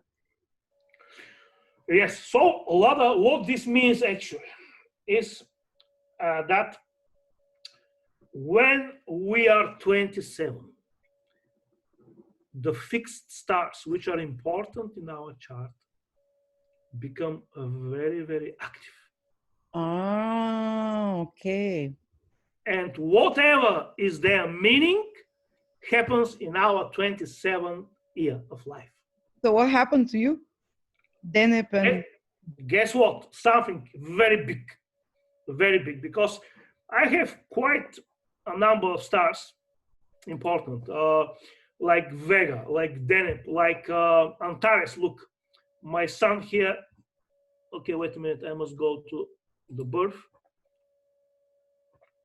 Okay, look, my sun is 2 degrees away from Antares.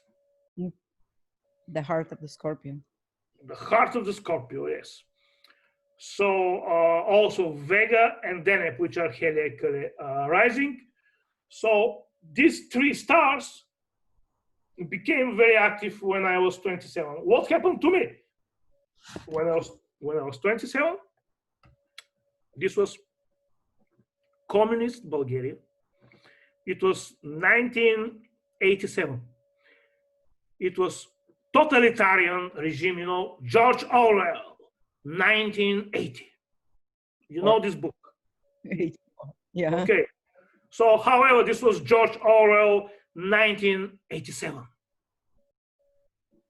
I was 27 years old. I was fed up with the totalitarian communist regime, and I escaped illegally.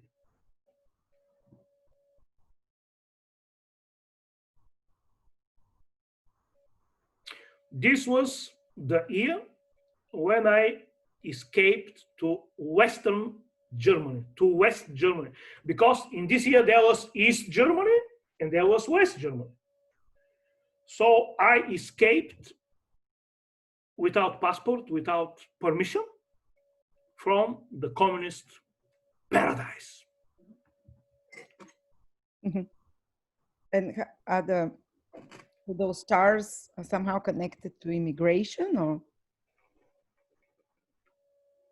You see, the stars, the stars, if you have important stars, they can transform you. They can push you in some direction, very, very different from what you are used to. And also they can open up their influence. So why this happened in 27? Because Antares is a very Martian star. You know, it is under Mars and Jupiter. You rebelled. Yes, rebel. Also, you know, why did I escape? Don't forget the motivation. It is extremely important. It is the most important thing for anything we do is motivation. Why did I escape? I escaped because I was suffocating in this absolutely demonic regime. I was suffocating spiritually, you know, because I could, you know, you want to read the Buddhist sutras, you want to read the Bible, you want to read the Quran, and guess what? You are forbidden to read them. You cannot. And you cannot find them. Okay, I wanted to read astrology. I wanted to read yoga. I wanted to find some teacher in yoga or some Sufi teacher or some Zen Buddhist teacher. And guess what? All of these were forbidden, persecuted. And what happened at your 54th year when it repeated again? You know what? That's why I escaped, because I wanted spiritual freedom. I wanted to be able to read anything I wanted, spiritual text. I wanted to go to meet with spiritually elevated people, Sufis, yogas, Zen Buddhists, Christians, whatever. You know, So, and I couldn't do it in this concentration camp. So I said, "Ciao ragazzi, ciao, ciao, ciao. I leave." And I escaped without passport through the border. In these times, they could shoot you. So, okay, what happened in the next cycle of the stars? So, when I was 54, maybe several months before that, but yeah, I was actually almost 54. In this time, I published my most famous book, The Babylonian Asteroid. So you see, the stars give you something extraordinary. When you become 27, you cannot make a prediction of the details. Okay, will this be illegal escape, or will this be publication of book? But what you know for sure is that what happens in these years will come from the important stars in your chart. And from the nature of these stars, you can guess somewhat whether this will be good, whether this will be bad, and even you can guess what this will be, because Deneb is one of the 4 spiritual stars. Okay. Vega. Okay. Vega is the second one from the 4 spiritual stars. So actually, I'm born between the heliacal rise of 2 of the 4 spiritual stars, and the third one, which is Pika, is very close to my ascendant. So what will happen in my 27th year? My path to spirituality will be free. And this is what happened. When I escaped, my path to spirituality was free. Oh. Someone's saying, I have 5 fixed stars and nothing happened to me during my 27th year. Well,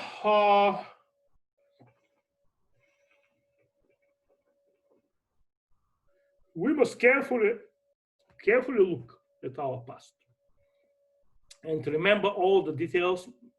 And it may not be exactly in the 27th. So the 27th years, it starts when you on your birthday, on your 26th birthday, actually starts your 27th year. Yeah. Okay.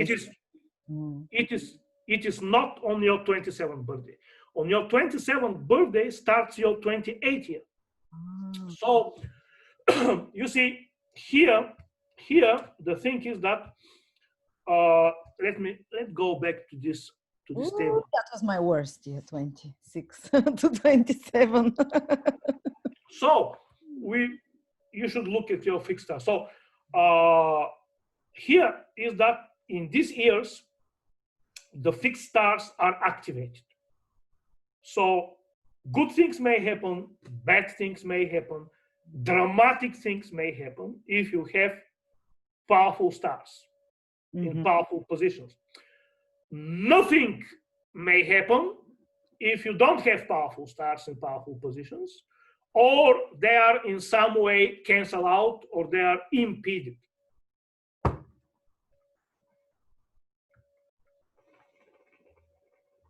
How are they impeded? How can they be? They can be impeded by aspects from a hostile planet, like stars which are under Venus can be impeded from Mars. Okay. Saturn can impede any star, with exception of the stars under Saturn. So it is, there are details about this, but the doctrine works very well in most of the cases. Mm-hmm. So let's go to the moon. This is why I told you, rather, that with this knowledge, you can make a lot of prognosis. You can learn a lot. Without even looking at transits. Even forget about transits. You don't need even a natal chart here. You just need to know this heliacal periods. And see what star was rising around your birthday to tell the person basically what kind of energy is going to affect them on the 27th, 54th year. Oh, absolutely, absolutely. You just know that you can ask a person what happens in their life when they were 27. And with accordance with this, you can draw knowledge about what is the nature of the fixed stars which they are born under. Oh my God. Oh, wow, interesting. Yeah. So the 26th, you'd ask them what happened from your 26th to your 27th year or around that time. Yes, you can know. You see, the stars, they act in such a way that when they are activated, they change very drastically your life. Mm-hmm. And it can be for the good, it can be for the bad. So let's go to the moon. The moon, 25 years. So when I was 25 years old, I got sick of hepatitis C. No, not C, B. Thanks God. Thanks God. C is very bad. Hepatitis. Oh, look, I forgot to tell you something very important. Okay, like you remember that this 25 years, you celebrate your Egyptian birthday and your Babylonian birthday on the same day, right? Yeah. Okay, so also, I forgot to tell you something very important, that the Egyptian calendar, actually, this is something that I have not seen in the academic literature. They write about the Egyptian calendar, but they don't write what is the astronomical basis of the Egyptian calendar. And I think we have talked about this in the Venus pentagram. The Egyptian calendar is based on the Venus heliacal cycle. So actually, the Egyptian calendar is the Venusian calendar. The Venusian calendar. So when you celebrate your birthday on the same day in the Venusian calendar and in the lunar Babylonian calendar, actually this is the unity of Venus and the moon. So what happened? Okay, you will ask me, okay, then how you catching hepatitis B is connected with Venus and the moon? And I'll tell you how. Because my moon is most probably my helic. Because my moon is on the descendant, exactly.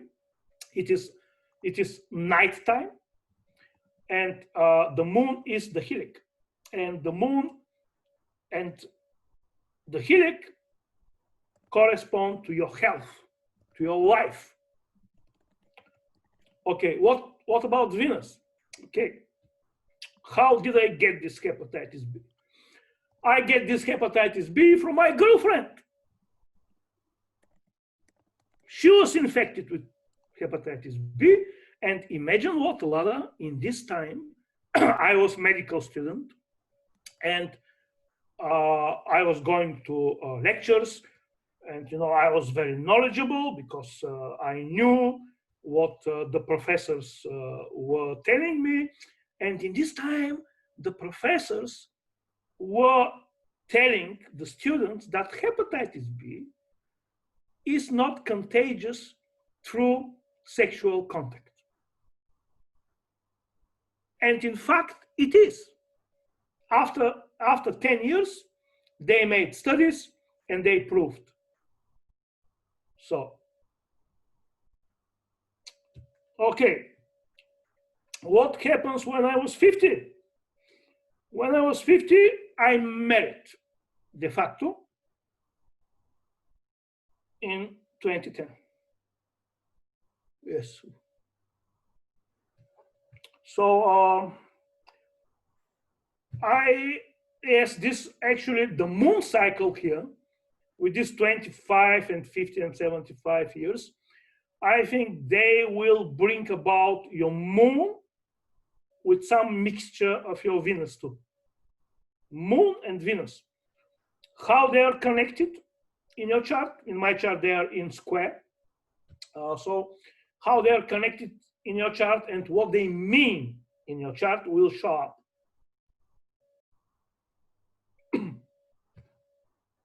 So, house position of the aspects. Okay. Yes, my moon is here in this. Look here. Here is the moon.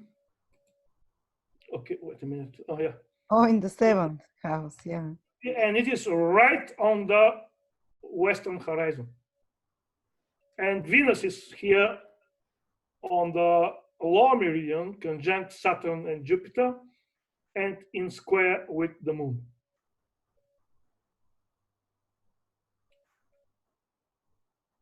So, yeah. So, okay, so if you know what happens to somebody in their 25 year, you may very well have some idea about their moon and their Venus and the connection between them. So let's say, what about Mercury? Can I ask you something? Because people are asking, I want to make it sure. Sure. I have many stars. My Neptune is on this fixed star. My Jupiter is on that fixed star. Do we count those planets at all? Which ones do we look for fixed stars? Which positions? The fixed stars which are important are the stars which heliacally rise on our birthday. That's for the chart that you're gonna give us. We're gonna be able to see that. Yes, and also the stars which are in conjunction with ascendant, sun, moon, what else? Part of fortune.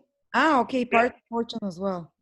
Okay. Yeah, ascendant, descendant, MC, sun, moon, and part of fortune. Oh, well, actually, yeah, part of fortune is according to Byzantine astrologers. But I think this is, I have noticed in practice that this is important too. So these are the important stars. And, wow. And what orb would you give? The orb can be different for the different stars, depending on their brightness and how far are they from the ecliptic. But let's say for bright stars, which are close to the ecliptic, Antares, Aldebaran, Spica, Regulus, I think it will like plus minus 7 degrees. Oh, okay, that's a white orb. Well, yeah, but we have only, not many such powerful stars. Yeah. So, so actually, the star which is in conjunction with the sun, this star is the star which has finished its heliacal cycle, and this will give you what you must clear up in this life. Because when the heliacal cycle finishes, then God calls his uh, specialists, and they compute in the field of the star how did you fare, what did you do, and how well did you do. And if there are some outstanding bills to pay, payment will be exacted from you. You know, because the star cannot heliacally appear again if you don't clear up the uh, the how do you say this Karmic debt. the bill. If you don't clean up your debts or the bill, so You mean the heliacal, the star that is the sun in particular? yeah, and this also applies to the planets too. The planets and the stars which are invisible. These are the uh, the fields which you will clean up in this lifetime, in this life. You have to pay there. Yeah. If it is Venus, it is relationships, love life. If it is Jupiter, this is your relationship with sponsors, with teachers. So, yeah, Mars, this will be your anger, your relationship with your enemies and your anger. So, for me, this was Antares conjunct with the Sun. This is the anger. Oh, you're working through anger karma. This lifetime, big time. And does it mean that if you clear it up, you can restart on a clean slate within the same life? What was that? Also, if the sun is conjunct some star or a planet like Mars or Venus or Jupiter, like you said, does it mean it will always be hard for this planet? Or if you clean up the act of this planet and restart, pay off the karmic debt with those people, can you have like a new beginning also this life, like a restart of that area of your life? Hopefully yes, but in most cases there are issues connected with this planet the whole life. You know, in most cases you make this clean up your whole life. Okay, so so Mercury 4692.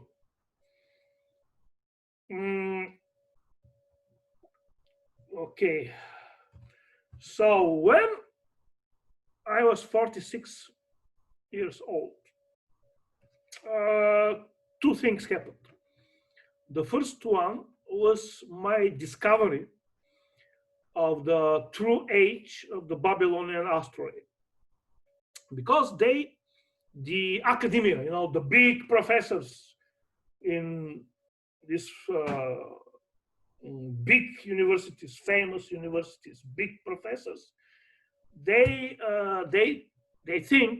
thought that the asteroid comes from 1500 BC.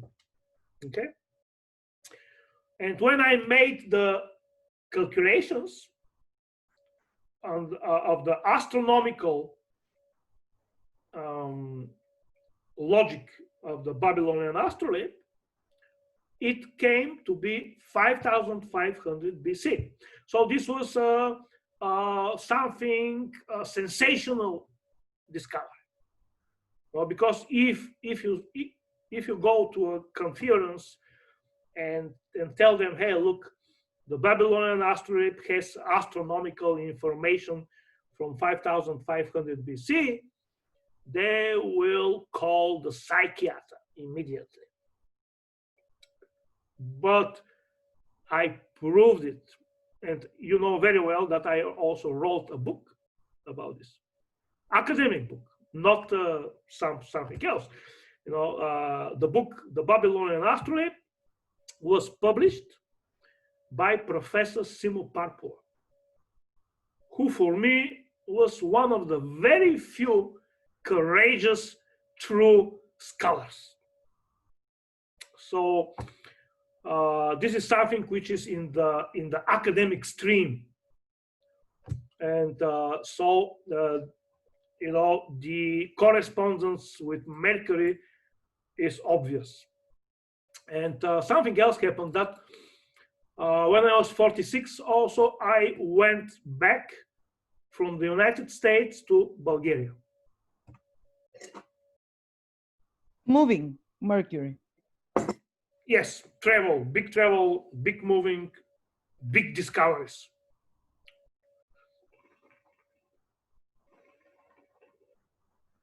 So as I told you, you can also experiment with these years, which the first heliacal period we try to divide by 2, and here it works. If it doesn't work, we divide by 3, like the stars, and so on until we find something.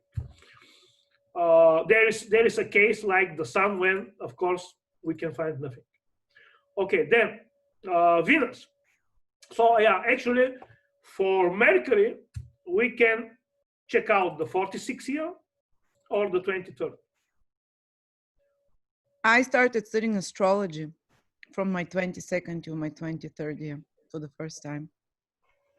Very Mercury. So Venus, 8, and everything which is multiple of 8. So here, there is also another thing that we can use this table. Also, we can use it. Imagine there is a relationship or marriage. Look how many years this marriage or relationship lasts. If it is 8 years, it's under Venus. Okay, what happened when I was 40? I married. Actually, don't get confused, because I married several times. So, as I told you, I'm married at 40. Well, like you, Lada, like you. Shut up, Rumen. Yeah. So when I was 50, I married to my de facto third wife. When I was 40, I married to my most essential second, well, my second wife. Like the first time I married, this was very, very short. It was like for several months, so I don't know whether to count this at all. But my most essential wife was, I married her when I was 40. And guess what? Do you know how long this marriage lasted? 8 years. 8 years. 8 years.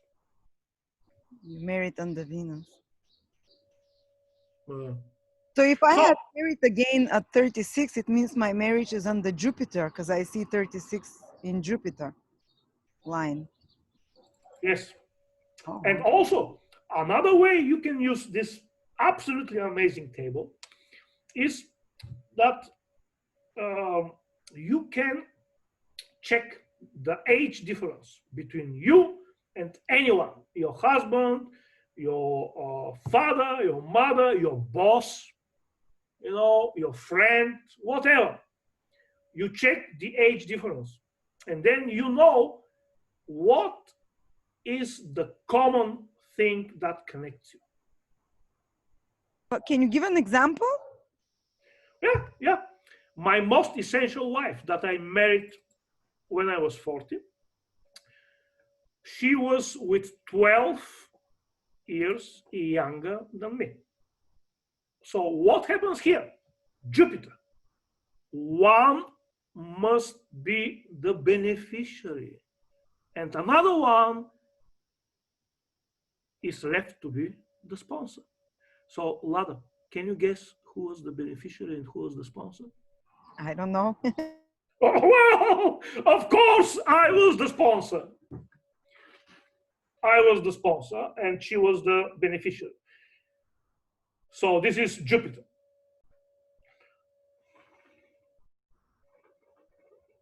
What if it's 5 years difference? It's Moon and Mars. Which one do you? You see, yeah, 5 years, it is, I think, more Mars than the Moon. Because I have in my practice very striking examples, which I will tell you about these periods of Mars. So, also, you can, as I told you, you can work with these periods, you know, in the life, in your life, in the life of somebody else.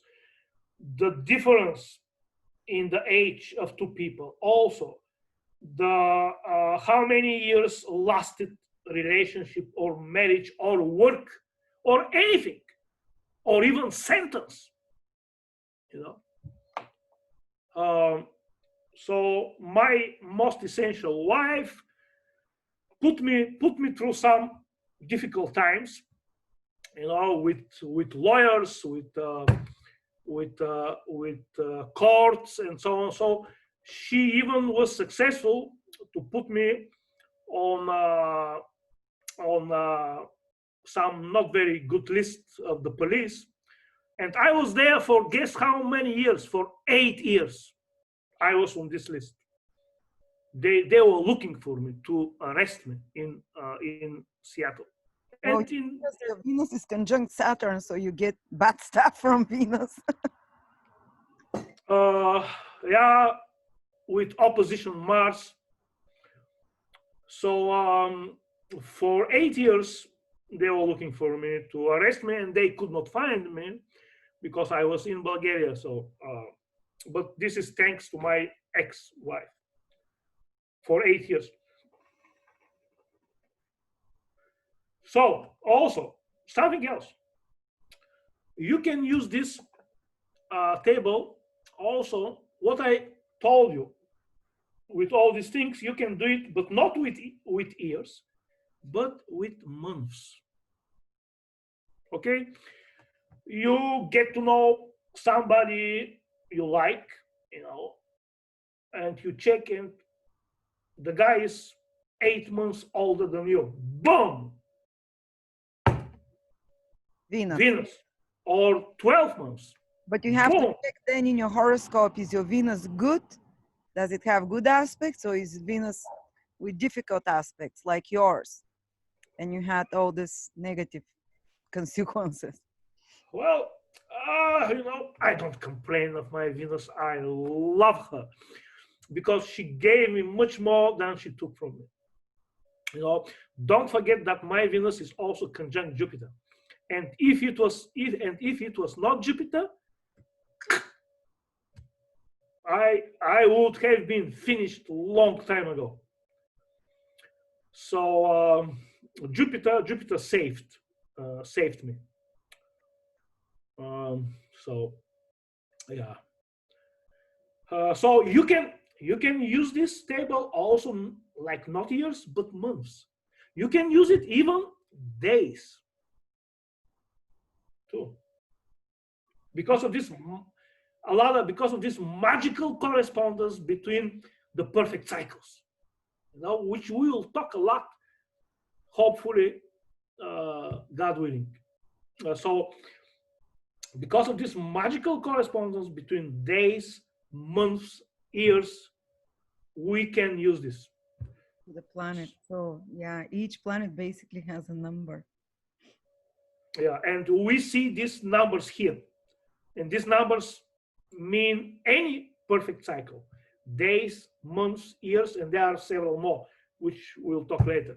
So let's go to the sun. Another example. Yeah, you started talking about the sun. So if your sun is beautiful, it's in the 10th house, very strong. It's in Aries or Leo, or it has good aspects, then it means that around your 38 or 57th, you can have great success, for example, as well, isn't it? Yes. Yes. Actually, the numbers of the sun are the numbers when the sun will come to the front, will open himself, will have big influence in your life. The sun from your horoscope, good or bad, will reveal himself in these years here. So the sun, okay, why the sun has 19 years heliacal period? This is connected a lot with the cycle of the lunar nodes, with the cycle of the eclipses. Oh, someone said, wow, the solar numbers align with the nodal cycle. They noticed that already. Maya noticed that. Yes. And also this cycle will give you also the exact repetition of the Lunar nodes returns. Of The nodes returns. The returns of the nodes. yes, but I mean practically on the earth, this is the cycle which is the repetition of the tides, in the ocean. How high is the tide and how low? They repeat every 19 years. Okay, so you go out. When I was in Seattle, I saw huge tides. You know, they were like a meter or even more. The water goes up and down. So imagine on the 20th of August, you go to the ocean and you see that there is very low tide, very, very low. So what happens is that after 19 years, on the same day, it will be the same. And whoever from you has a sailboat, they know that there are some manuals where you can see how high will be the tide for every day. And guess how they make this? They don't make this through calculations.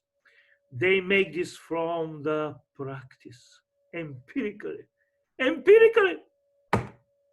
You know, they just observe for 19 years, and then this cycle repeats. Boom, boom, boom, boom. And the fact is, the truth is that they cannot compute the tide, when and where and how much it will be. They have no idea how to compute it. The only thing is empirically to observe and to record, and that's what they do. So okay, the sun. When I was 19 years old, do you know what happened? Okay, look, my son here is a little bit isolated. It has only one trine with the moon and nothing else. So very lonely and to a big degree isolated from the rest of the planet. What happened was that when I was 19 years old, my parents divorced and my father disappeared.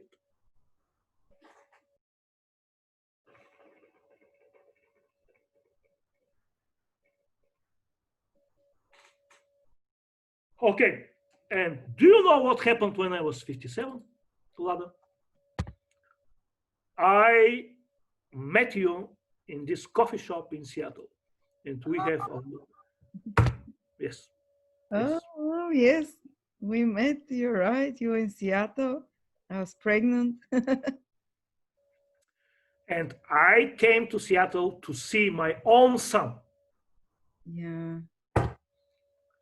In the year of in the year of the sun, You saw your son.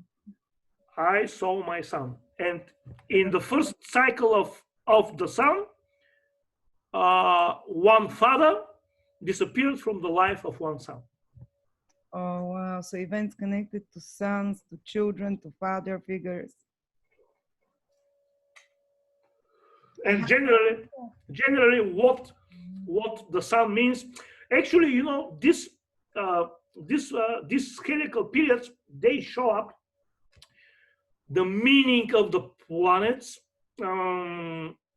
just like I mean, this general meaning, like Venus is love, marriage, the sun is the father, Mercury is discoveries, mental activity. You know, first this means this general meaning of the planets, and on the second place, you look in the chart where is the planet, in which house, in which sign, what kind of aspect, you know. But on the first level is the general significations of the planet, and after that we can gain some detail. Okay, so now my favorite Mars is coming here, Lada. 15, 7, 17, 32. And again, we count 31 as 32, isn't it? 30. When you turn 31, you're in your 32nd year. When you turn Yes. 15, you're in your 15th year. When you turn 16, you're in your 17th year. When you turn 46, you're in your 46. Mars year again. Yeah. Do you know what happened in my 47th year? In my 47th year, I had big problems with authority, with police, with big authorities. Why? This was courtesy of my ex-wife.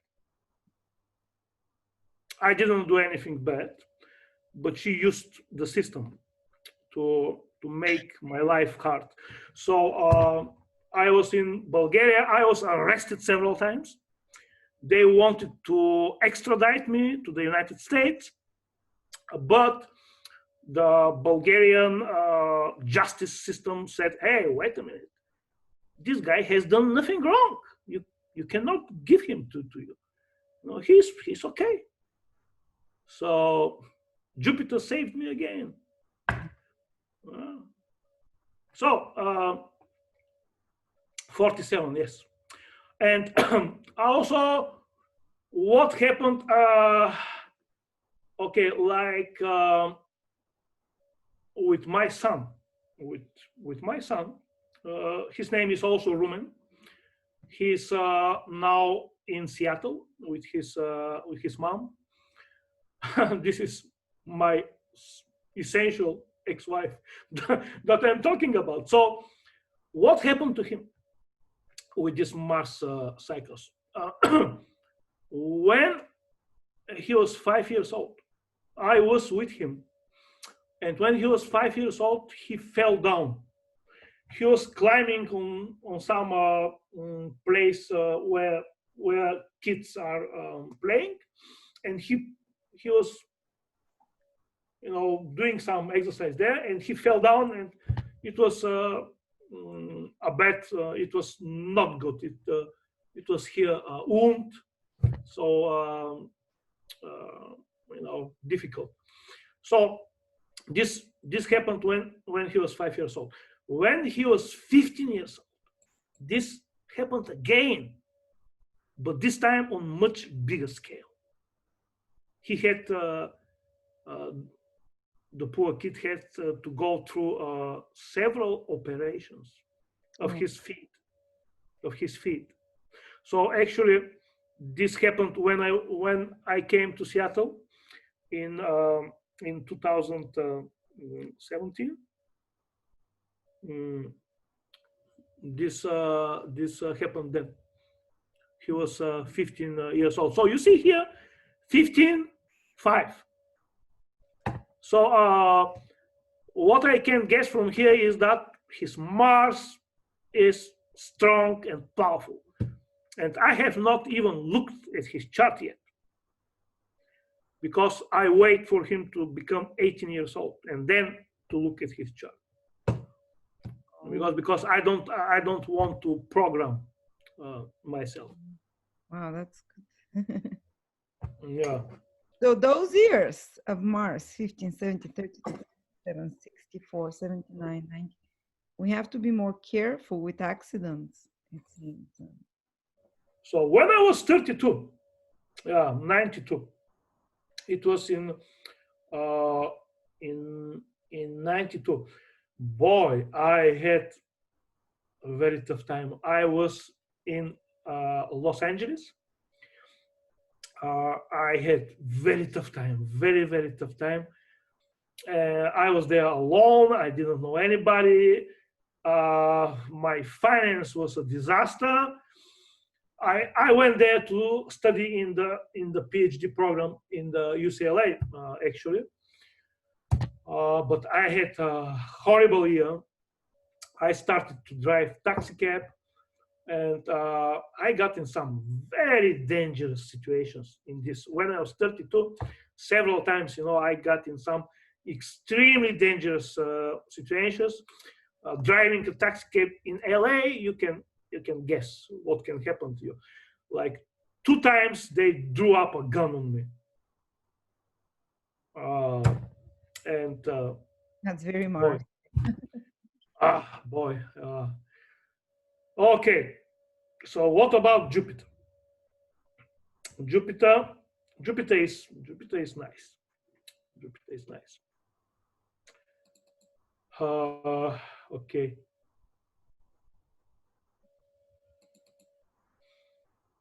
'36. This will be 1996 when I went back to Bulgaria. This was very nice move. In 1996, I went from the United States, from LA. I went back to Bulgaria. Very nice move. So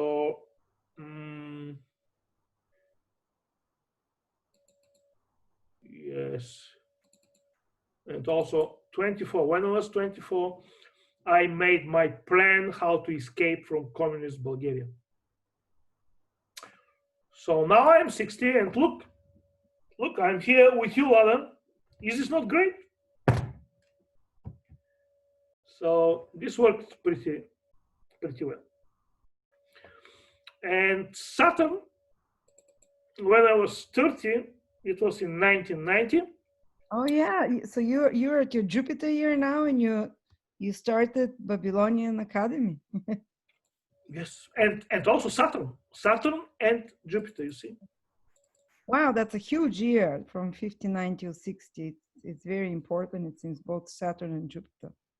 They are in conjunction in my chart with also with Venus, and they and this conjunction also has something to do with beautiful things, with jewelry, with making beautiful jewelry. So actually, right now, this is what I'm doing: talismans with precious stones, with gold and silver, and with ancient coins. Also, don't forget. Okay, this is about this table, and you can use it in all these ways. You don't need computer program. You don't need astrology.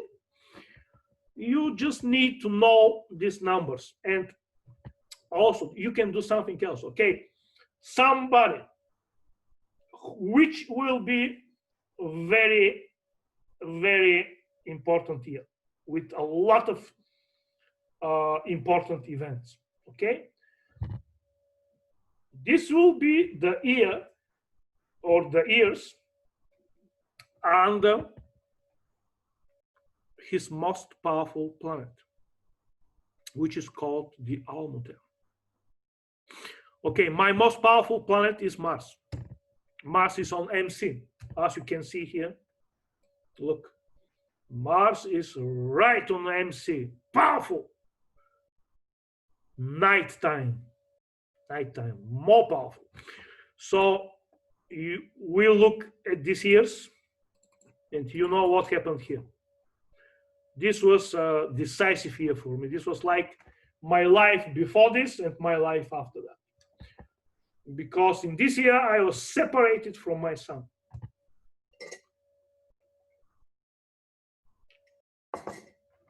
It was a big shock.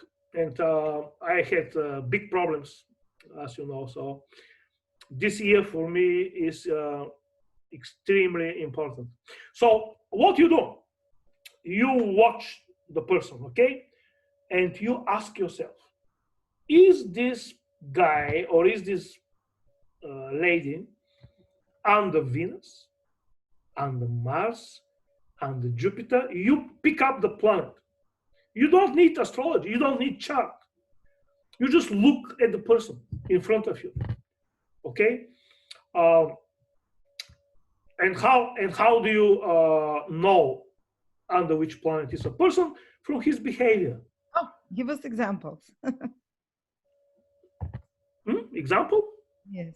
For Well, from his behavior, from the way he's talking, from his gestures. Look at me. Am I not Mars? Come on, I am Mars, Mars, Mars.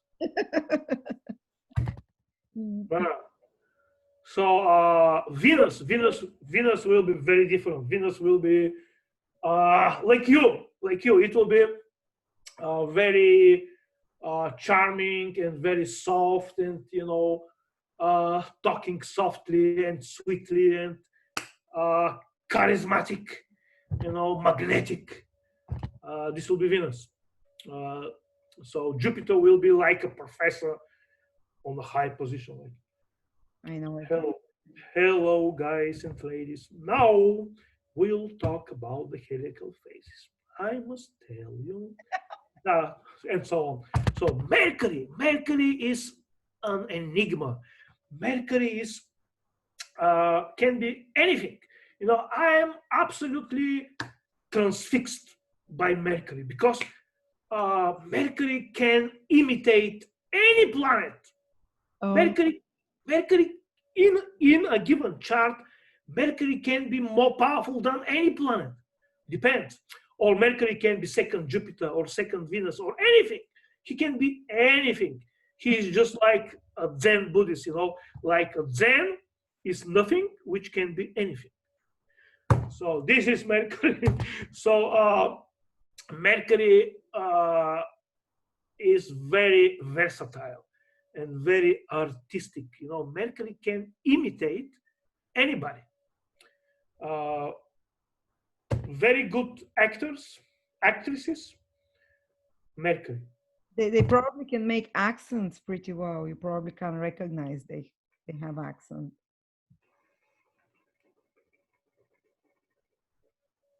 So you simply, or the sun, or also you can watch the behavior, the gestures, how they talk, how they move, also their emotions. What kind of emotions move the people? If it is anger, it is Mars. If it is high emotions with a lot of energy, this is again Mars. So or you can pick up the most powerful planet in a person just by the radiance, by the izlučivanje, aura. First, what they rate, like the presence. Their presence, yes. Their vibrations. Yeah. Can you give us examples for Sun, Moon, and Saturn as well? What they'll be like? Oh, well, the moon. This is the moon is also like Venus soft, but the moon can be swayed easily. The moon can go through very high emotions in very quick time. It is not steady. The emotions go like that, like that. Also, the moon is very mother-like. The moon will take care of anyone. Also, the moon is visionary too. You know, the moon. These are people who have visions, who have very powerful dreams. But also, yes, it is. It is also. It can be magnetic like Venus too, soft planet. The sun. The sun you can see in the eyes of the person. You know, a person who is under the sun, he's streaming light from her eyes, and from his behavior. You know, a guy under the sun is very joyful. Sorrow does not enter in his heart. Only joy. And of course, this guy or gal becomes the center of community. People flock to them because of the light. So Jupiter is the big benefactor. Very jovial, very communicative, very well-wishing to everybody, and very social. Very social. You know, people who are under Jupiter, they wish good to everybody, and they help everybody, and also they are very popular. They are very famous. They know a lot of people. Just like the moon too, but there is a difference here, because Jupiter is the benefactor. People know the person under Jupiter as a very well-wishing, good guy who is helping everybody. And Saturn is many cases the opposite. So Saturn doesn't like to be with people a lot. He's very withdrawn. He can be very either messy or very clean. Saturn can be very calculating, money, stingy, or if not stingy, you know, the other good. Stingy in a good way. There was a word that I forgot. People who don't make unnecessary expenses. So, but Saturn does not talk a lot, and Saturn usually has a lot of sorrow in his heart, a lot of grief, and yeah, they don't like a lot of people. They stay away. They are very serious. They don't laugh. Most of them, they're, you know, oh well, they have also positive qualities. Of course, you can count on Saturn as no other planet. You know, people who are Saturn, you can count on them. They keep their word. They are exact. So, good and bad qualities. People are asking, can some people have mixed dominant planets? Oh yeah. Then we should look at both of them.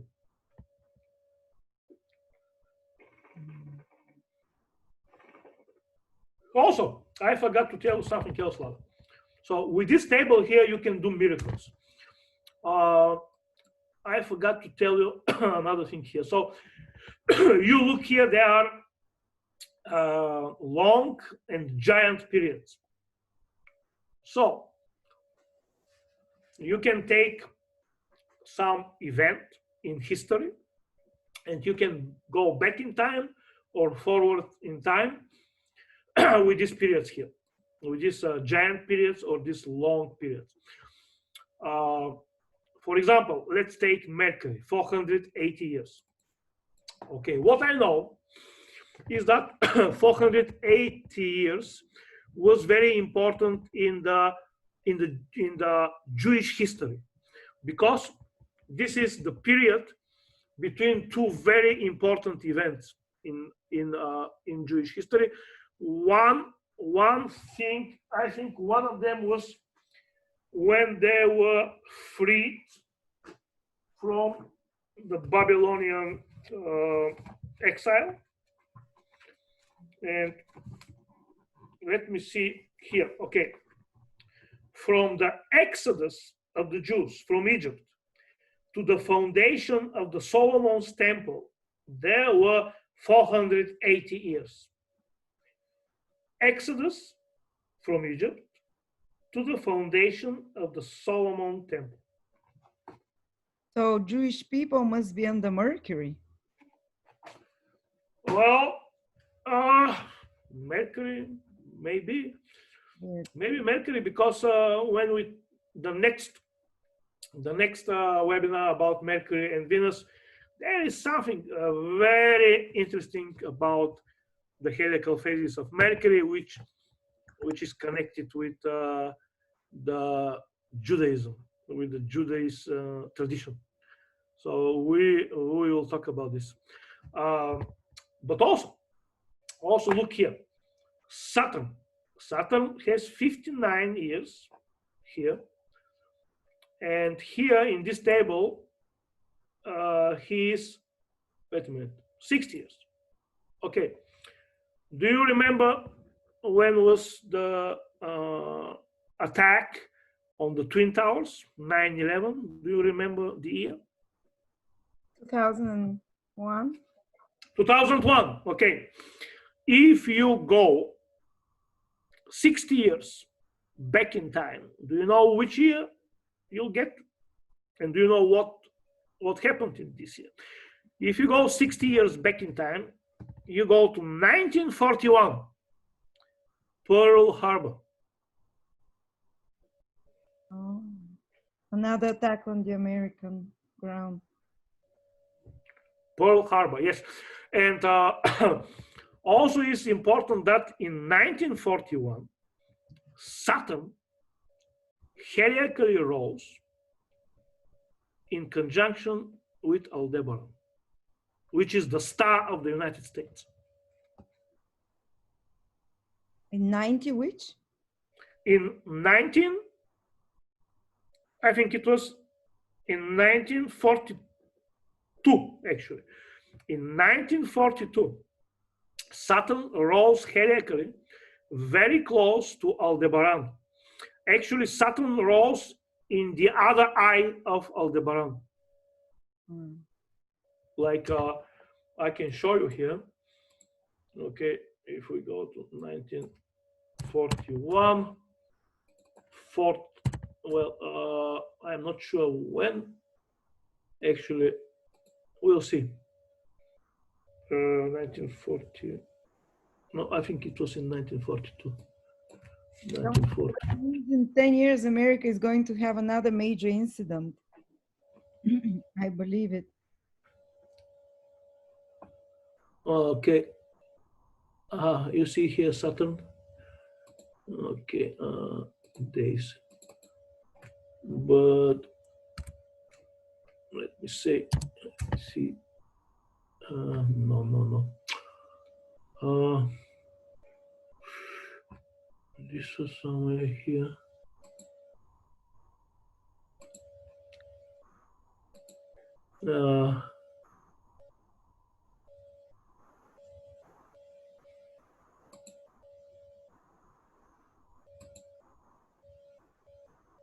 Aha, look now. This is the heliacal rise of Saturn. And this happened in Taurus, very close to Aldebaran. Do you see this? Here is Aldebaran, here is Saturn. Maybe I should get rid of several things here, which I don't need.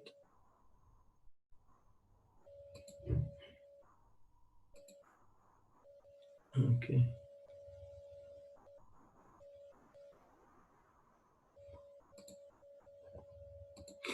Okay, you see where is Saturn here? This is in 42. Let's see where it is in 41. Where does he heliacally rise? In 41. Okay. Well, generally, it is not quite in Taurus, but very close. Just somewhere in the end of Aries, in the beginning of Taurus.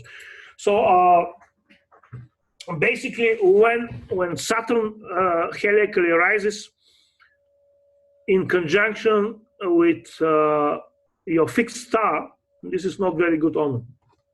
Mm-hmm. I saw that one of the periods and cycles of Saturn is 90 years, the longest one. Or one of, when you take 30, 60, and 90. And William Gann, 100 years ago, he used astrology and planetary cycles and predict absolutely every stock market and crash. And he predicted the Great Depression 10 years before it happened using those cycles. And he didn't say how he did it. He said, I've used astrology and cycles, the ancient type of astrology. And he said, what I've noticed is that every 90 years, there is a massive economical depression and a massive crisis. And he said, the next one after the Great Depression will be in 2019, 2020. And that's exactly a Saturn cycle. And it's exactly 90 years. And then back 90 years from the Great Depression. And he said it was another huge Great Depression in 1840, something like that. Again, it was like a huge crash of the markets, of the economy system around the world. So he exactly predicted it with the cycle of Saturn. This is fascinating. Yes. Yes. Okay. I guess this was a lot of material for this short time. But so if there are some questions, we can discuss now, Lada. Okay, we're gonna start with questions. The first question is, where can we give? And of course, Saturn, yeah, people saying, oh, that's amazing, Saturn is so powerful. Because Saturn rules depression, Saturn rules economic crisis. So it's logical that seems that the big depressions happens 30, 60, 90 years to each other, while probably the big wars, you can check Mars's years, they happen like that. So Okay, let me show you here the heliacal rise of Orion. Orion. Here is Orion or Orion. This here is Aldebaran. This above Aldebaran is Jupiter, and this here is Mars, and this here are the Pleiades. So this is the heliacal rise of Orion. This is how it looks. Oh, the stars are very close to the solar halo. yes, they're just barely above the light. And this here, I think, let's see. this here should be Pollux, and Castor should be somewhere here. Yeah. So they're all rising at the same time. Pollux, Castor, Orion. Yeah, Orion, it is already has already risen. Like this, this stars here. For example, this here is Betelgeuse. Now at this moment, Betelgeuse is very well observed. So Betelgeuse rose maybe 10 days before this picture was taken. And actually, when a star helically rises, it is impossible to make a picture because, for example, Betelgeuse rising helically will be somewhere here down. You see, somewhere here. And the camera cannot make this distinction. Mm-hmm. So you can observe with your naked eyes, but you cannot catch it on camera. You can catch it on high, като приближиш. When you zoom. When you zoom, of course. When you zoom, you can make a picture, but it will be useless, because this picture is a good picture because you see the whole sky, constellations, the whole solar halo, and so on. And if you make a picture only of this region here, you'll see nothing. So also I want to show you here. Let me show you. Okay, where was it?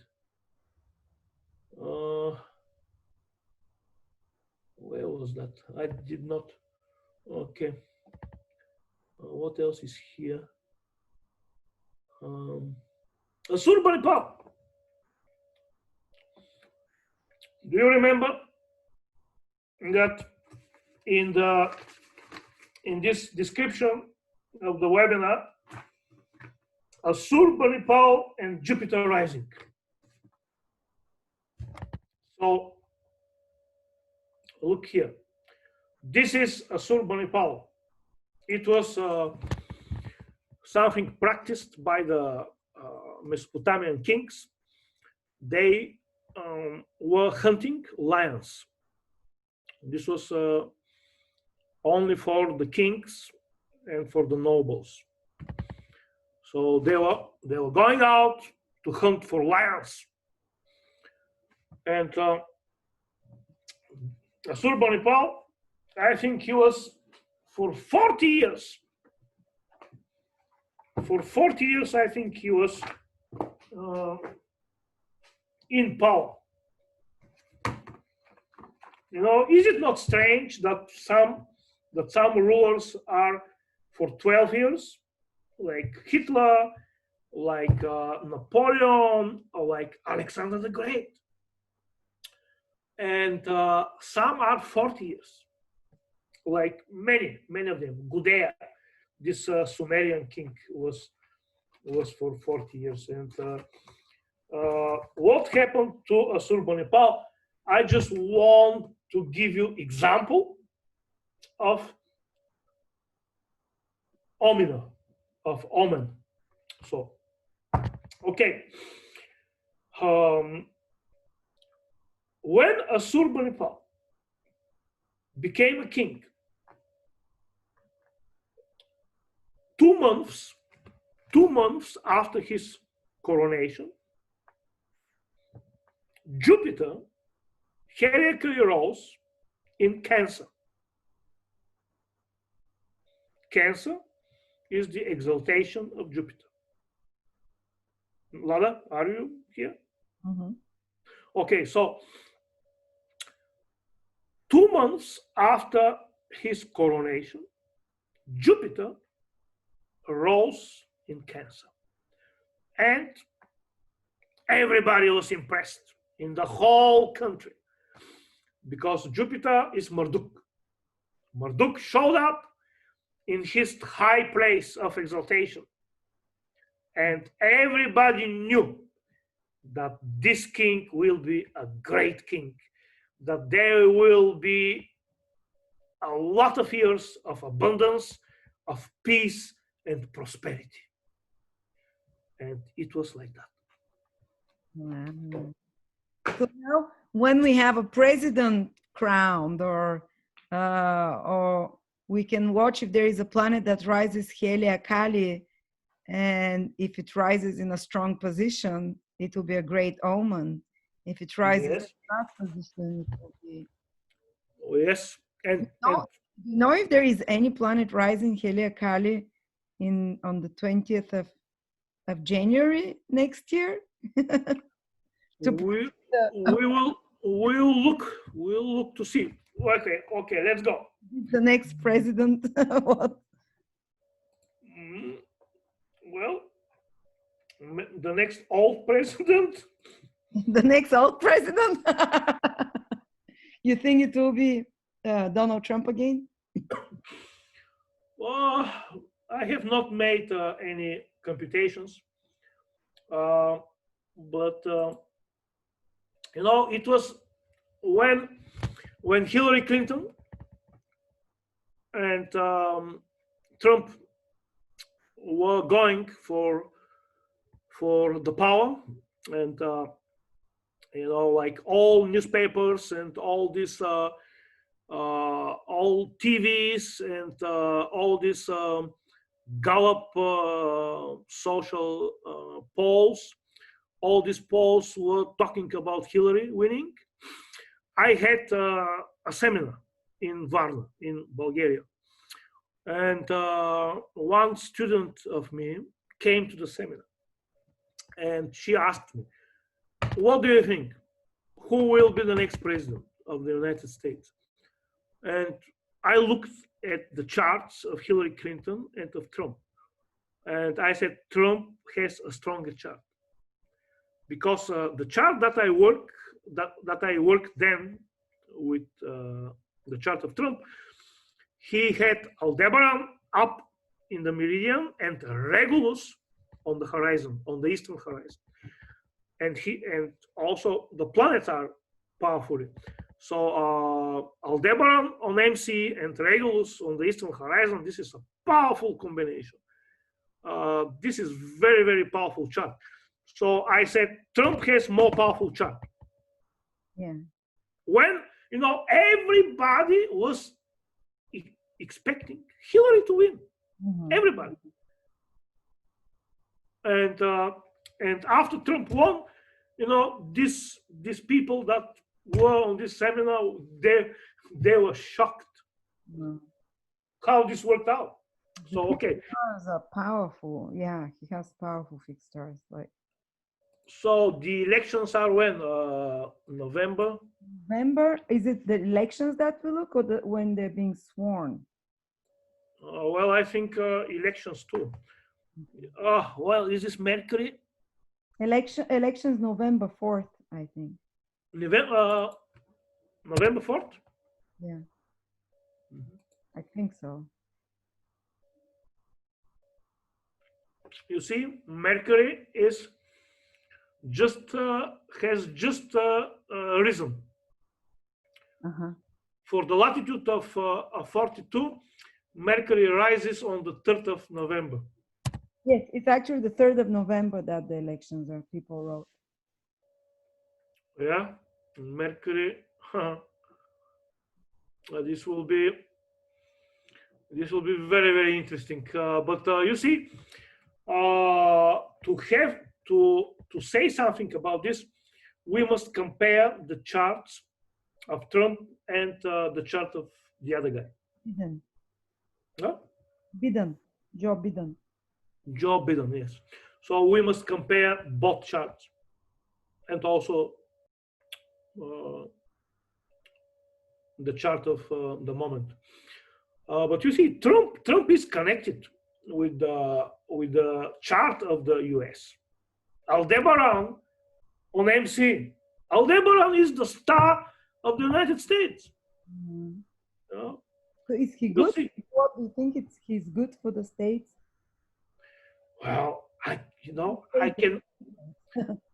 This is politics. Somebody is very for Trump, somebody is against Trump.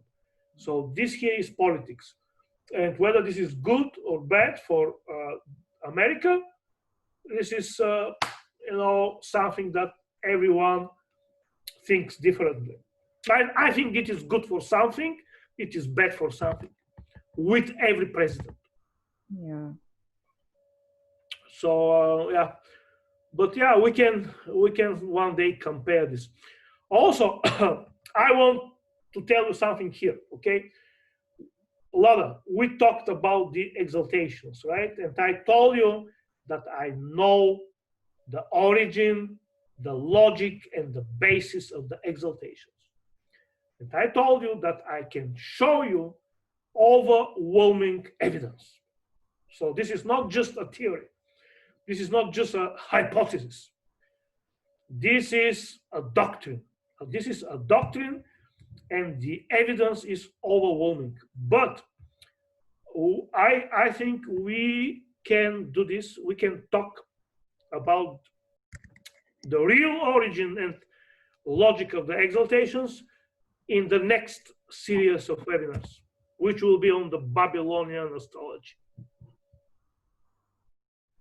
Right? Mm-hmm. Yes, that would be fascinating to see the exaltations and why they come. Okay. This is is June the 10th, was it? Pardon? The next webinar is June the 10th. Yeah, the next webinar is the 10th of June. Yes. And Venus is becoming visible, hopefully. Oh yes. Oh yes. So someone said next birthday is on my webinar. Maybe you'll have a very good year then, because Venus is being born on your birthday. Oh, somebody is born on this day? Yeah, on the 10th of June. Well, I wished I was born on this day. So this is so good omen, like I remember a lot of several years ago when Venus appeared on my birthday. Well, it was not exactly on my birthday. It was like 5 days after my birthday. But it was a great time, Lada. Great time for love, for friendship, for financially. Absolutely amazing. Absolutely amazing. And I can tell you also, I cannot find. I wanted to show you. Well, I cannot find it. Okay. Anyway, so yes, this is absolutely nice. Venus to rise helically on your birthday, and in this respect, I can tell you about one Babylonian horoscope. Okay, I have even a publication about this in the academic literature. Let's go here and write in Google Babylonian horoscope MLS. Some numbers, I forgot them, and also write Rumen. And okay, here is the article. See, here is okay, NASA, Harvard. Okay, let's see, where can we read this article? This article is here it is. Here is the article. Oh, so nice, and it is so short article. It's like half a page. Okay. Oh, and I want this big. Come on. Good. Very good. Okay. Okay. Look. So This is the article. What happens here is that we have a Babylonian horoscope, okay, which is very, very interesting, very strange, because there, okay, I write here, the striking thing about this horoscope is that it is the only one with a clearly timed prognosis. Line 6 reverse reads, the 36th year he will have wealth. Mm-hmm. And the question for me was, how on earth, why the Babylonian astrologers told the guy that in his 36th year he'll be rich. And I was researching and, you know, banging my head on the wall, and this was for years, you know, this was not for days, this was for years. I was returning to this question again, and I was going to other fields. Then I was coming back, and you know what? I found the answer after I made my computer program to compute the heliacal phases. Mm-hmm. Because when I entered this guy's data here, I saw that in his 36th year, okay, on his birthday,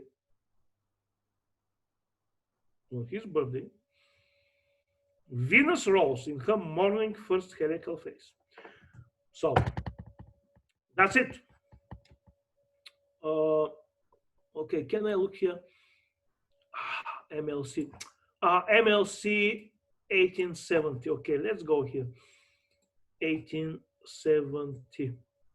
Okay, let's see if we can find this horoscope here. MLC, what was this? 1870? This one. Okay, let's see.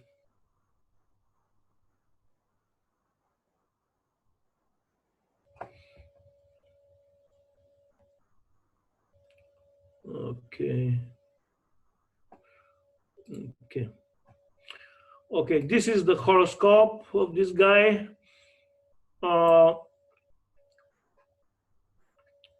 Okay, he is born on the 23rd of Adar. So 36 years. 36 years. But we must again find the date which corresponds to the 23rd of Adar. So I'll go 36 years forward. It is the 22nd of Adar. Here is Venus. Here is Venus. And look, Venus is conjunct with the sun. Conjunct with the sun and visible. Oh, wow, that's crazy. Why is Venus visible? Because she's 8 degrees north of the ecliptic. Wow. So sometimes you can see in your horoscope, say you generate it in astro.com, Sun conjunct Venus, but in super rare occasions it might be visible while it's conjunct. This a lot happens only for 3 days in 8 years. In 8 years, there are only 3 days when Venus is conjunct with the sun and visible. Wow. And we will talk about this. That was his birthday that year. Yes. And it happened, wow, visible Venus conjunct with the sun on his birthday. Yes, absolutely amazing. So it will be like you're seeing the sun rising, but you're still seeing Venus as well. What was that, Lada? You'll be watching the sunrise, but you'll be still seeing Venus. Venus will show up like maybe, let's see, about half an hour before sunrise. Mm-hmm. Because you see, look, right now the sun is maybe 2 or 3 degrees below horizon, and look where is Venus. Yeah. You see, Venus is 5 degrees above horizon, So because she's north of the ecliptic. She's here. it's in a very high declination, or what is it called? Very high declination. That's why she The ecliptic, yeah. that's why she can be visible. We will talk about this, God willing, on the 10th of June when we talk about Venus. And guess what? There is a lot of material there to talk about Venus, which is different from what we talked in the Venus pentagon.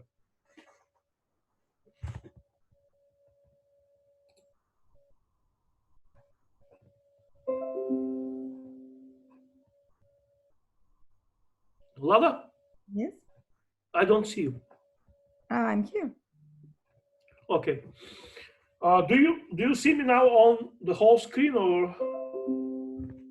Okay. You see me on the whole screen now? Da, yes. Okay.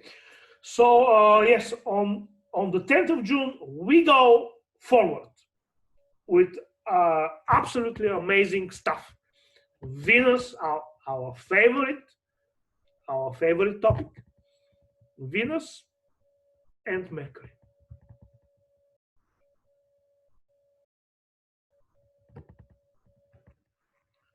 So, okay, maybe time for more questions. So Venus is not visible now. She'll be back visible on June the 10th. Venus is still visible, but it's just disappearing. Venus will disappear somewhere, depending on the latitude, about 29 or the 30th of May.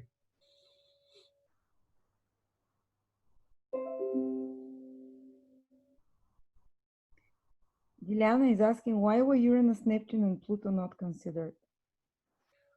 Why are not Neptune and Pluto? Uranus, Neptune, and Pluto not considered in that astrology. Well, everything is considered. Look, in this astrology, which is the real astrology, which is based on the second principle of Hermes, the unity of the sky and earth, everything is considered. Everything. However, Uranus, Neptune, and Pluto do not have heliacal phases because they are invisible to the naked eye. Okay? They are considered, but remember this: everything has its meaning and its reason. Why Venus is the brightest planet, and why Uranus, Neptune, and Pluto are not visible at all. Does this mean something? Of course, of course.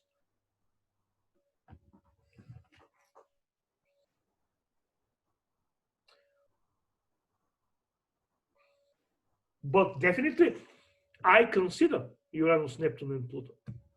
And I consider everything. Because everything has importance and meaning. Our job is just to find out how much. How much is something important and in what respect. Okay, we must make a list of the importance of the things, like what is more important, Mercury retrograde or Venus invisible? Of course, Venus invisible is, like let's say 10 times or 100 times more powerful, like influence. So we must make this list to know. One of my favorite sayings is, the most important, Lada, is to know what is the most important.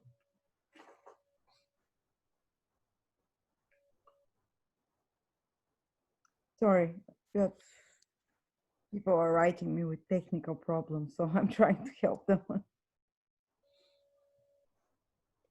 Sorry, okay. Someone is asking, can you quickly summarize a few words what each planet cycle means for, again, so they can have a, like moon cycle is for what and Venus cycle is for what? Like this is, as I told you, this is on the first place. I will consider the general significations of the planets. Like Venus is for love, And money. the moon, love, money, friendship. Yes, you know, the moon is for family, for home.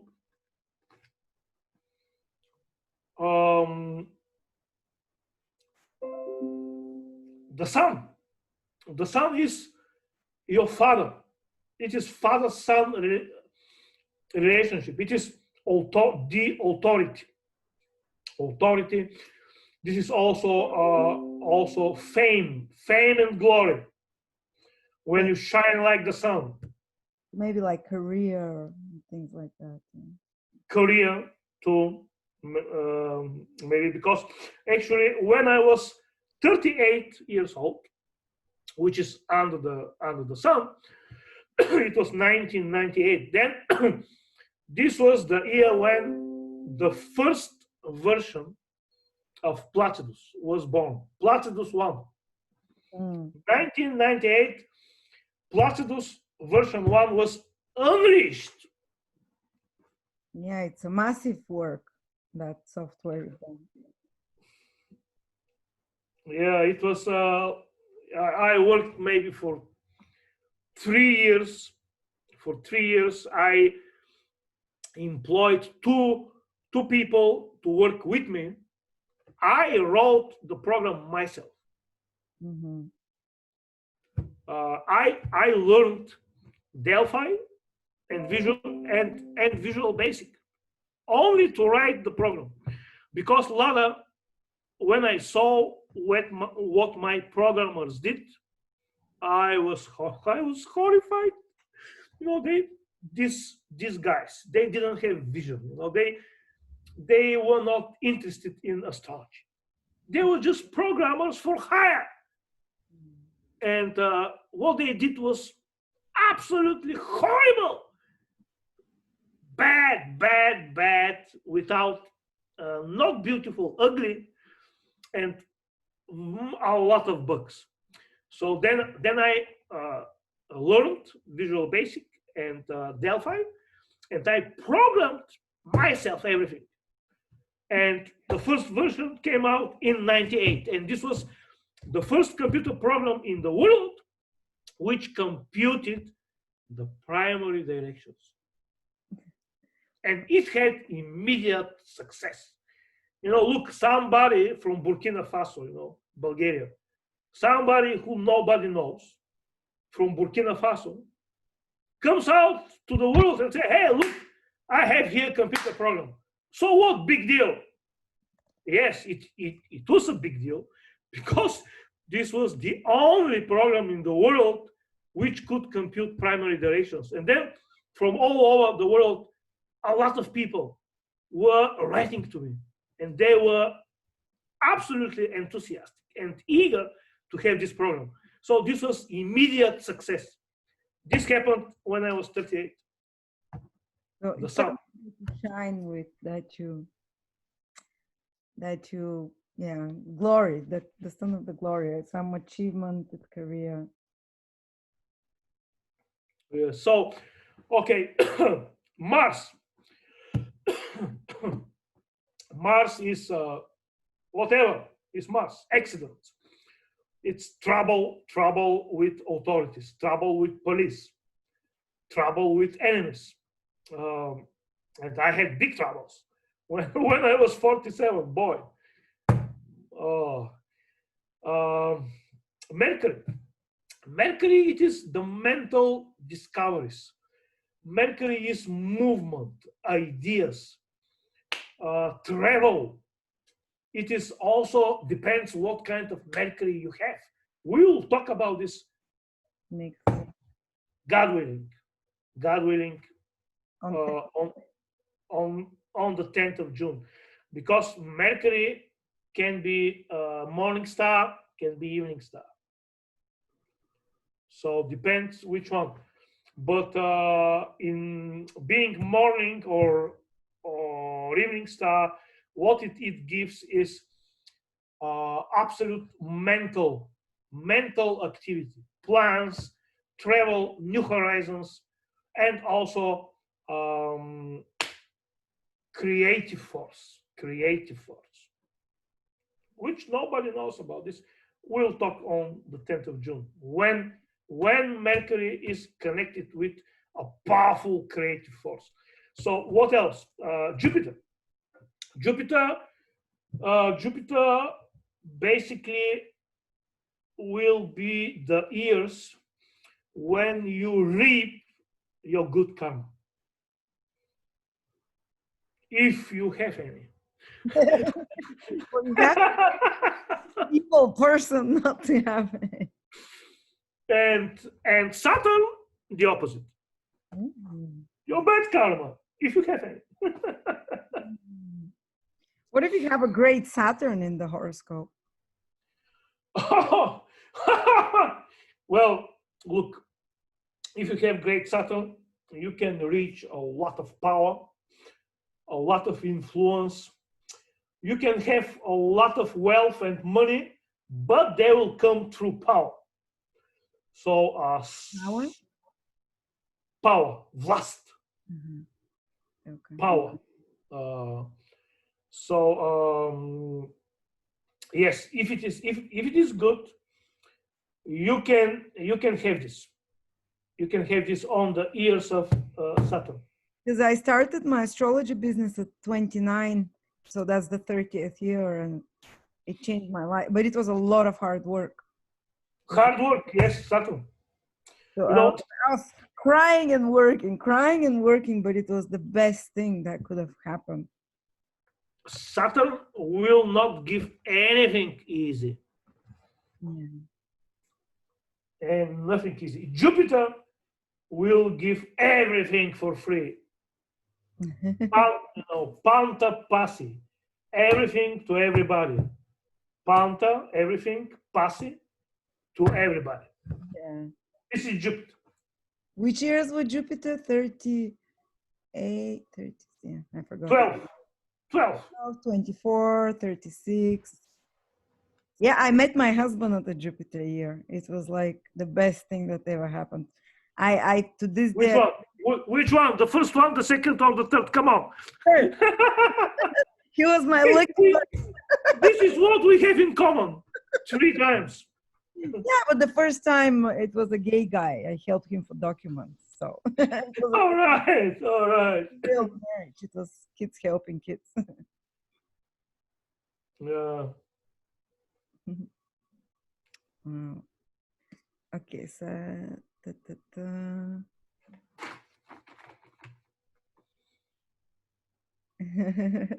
I'm reading comments. Maybe I can say a few words about the history of the heliacal phases. Like, is this not amazing that after Babylon, in the times of the Greeks, they forgot them. I mean, they did not forget them completely. The Greeks knew about the heliacal phases. What they forgot was how to compute them. The Greeks did not know how to compute the heliacal phases of the planets. Wow, so it's been forgotten for 2,000 years. For 2,000 years, humankind was not able to compute the heliacal phases. Still no one is able to. Are they still able to? Only you know those formulas. Well, look, they have some algorithms. There have been many algorithms, and even Ptolemy gives algorithm for computing the heliacal phases, but they are not correct. They are just very gross or very rough grosses in German, very rough approximations. Yeah, so they'll say, oh, Venus is going to rise on the 11th of November, of January, of whatever, of June. on the 25th of June or something. Well, Lala, with Venus and Jupiter, it's easier. It is much easier because the principle is the brighter the star, the easier to predict. The easier to predict when it will rise. For example, the brighter the star, the easier to predict. So all these algorithms of the other people, including Ptolemy, in my book, which is this one here, this. In this book, I have a chapter where I go through all these algorithms, starting from Ptolemy, and then finishing with the modern authors and the authors from the beginning of the 20th century too. There were several guys. So I go through all these algorithms and I show why they are not correct. And do you know why my algorithm is correct? Why? It is not because I'm divinely inspired to write this algorithm, or that I am a genius, and figure it out. It is very, very simple, but it was very hard work. I have observed the heliacal phases of planets and stars for 12 years before I made my algorithm. For 12 years. I have more than 300 observations of heliacal phases. 300 observations. Well, doesn't NASA and such people, like the astronomers that are watching and saying, well, Venus rose on that day with the visible eye, don't they do such things? No. Oh, wow. They look, these guys are, what to tell, they look, when I was still gathering my observations, what I did, I went to the observatory, to the astronomical observatory in Varna. Okay, when I was student in high school, I was in this club or group of young people. I was then 16 years old. So these young people, students in high schools, maybe 20, 30 people in the observatory, we were doing observations of stars, of the sun, of the moon. So this was when I was 16 years old. So when I came back to Bulgaria in 96, it was in this time, actually a little bit later. I went to the observatory, and I knew personally the people there who were the director, all these important astronomers, because they were with me when I was 16 years old. We together watched the sky. So I went to these guys that I knew for 40 years, and I told them, look guys, what I will tell you. The heliacal phases, there is no algorithm which can compute the heliacal phases. But we can do it. We can find out if we have enough observations. So what I offer you is that I will explain to these young people here. They will, again, 20 people, 20 kids there, 16 years old, 17 years old, watching the sky. And I told them, I will explain to them what are the heliacal phases, how to watch them. So they will watch and they will gather And when we have enough observations, we can make this algorithm. And we will be number one in the whole world. We'll be the first to announce this. I can't believe we're flying to the moon, but we can't calculate when a planet will become yeah, visible. yeah. Is this not absolutely absurd? This is absolutely paradoxical. And I told him, we will make a history. You know, we will be the first to give this to humankind. Do you know what they told me? They told me, like, one of them said, this is very close to astrology.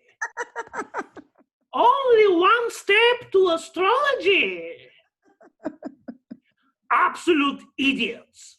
Absolute idiots. You know, такава посредственост, такава Mediocrity. such mediocrity, you know, such absolute stupidity and ill will towards me, because I am researching astrology. That's why. And they knew that I was researching astrology. So another one was telling, oh, this is very, very uncertain. This depends on the atmosphere. You never know when this will happen. And I thought, hey, look, these are speculations.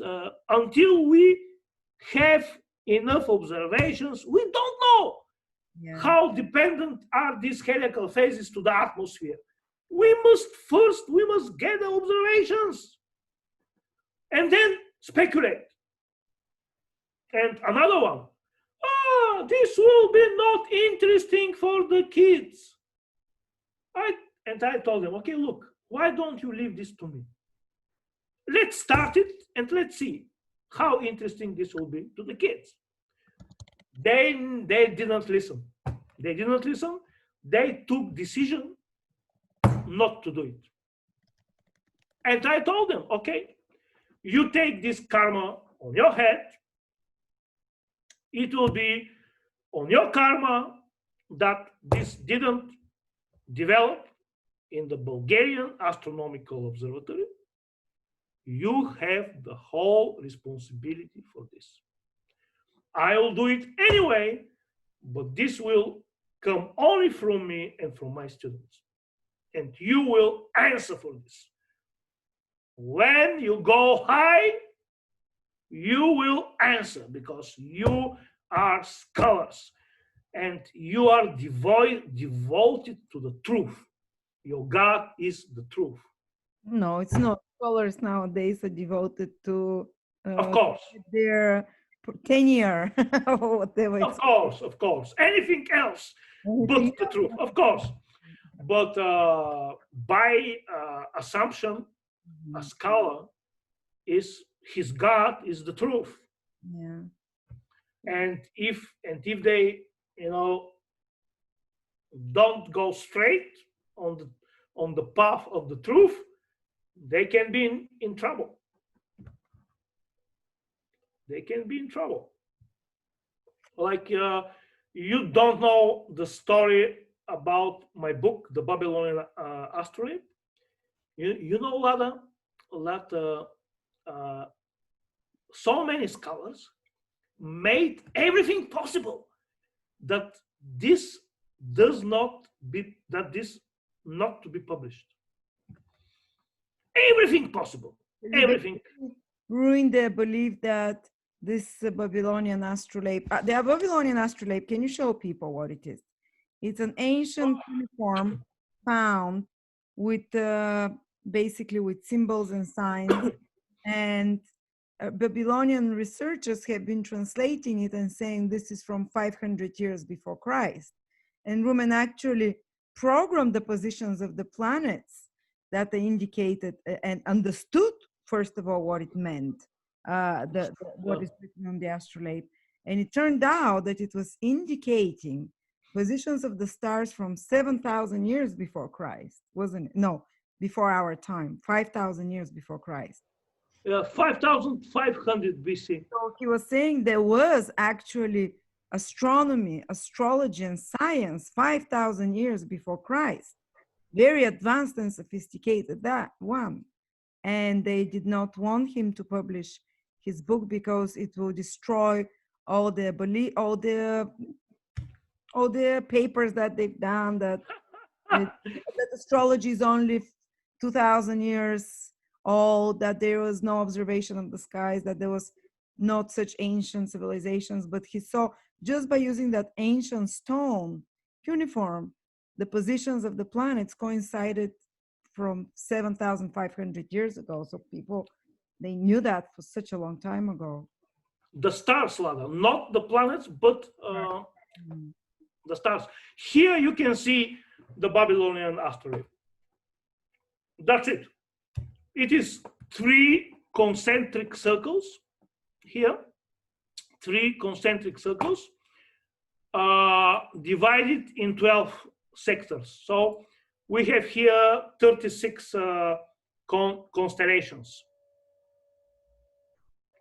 We have 36 constellations, and in the description of the Babylonian asteroid, they say that these 36 constellations actually correspond to the 12 months. Every month, 3 constellations heliacally arise on the eastern horizon, from the north, from the middle, and from the south. Yeah. So the inner circle here is the north. Okay. Oh, I mean, I can. Okay. Yeah. Let me see here. Yes. I want just to show you, to get some way to show. Okay.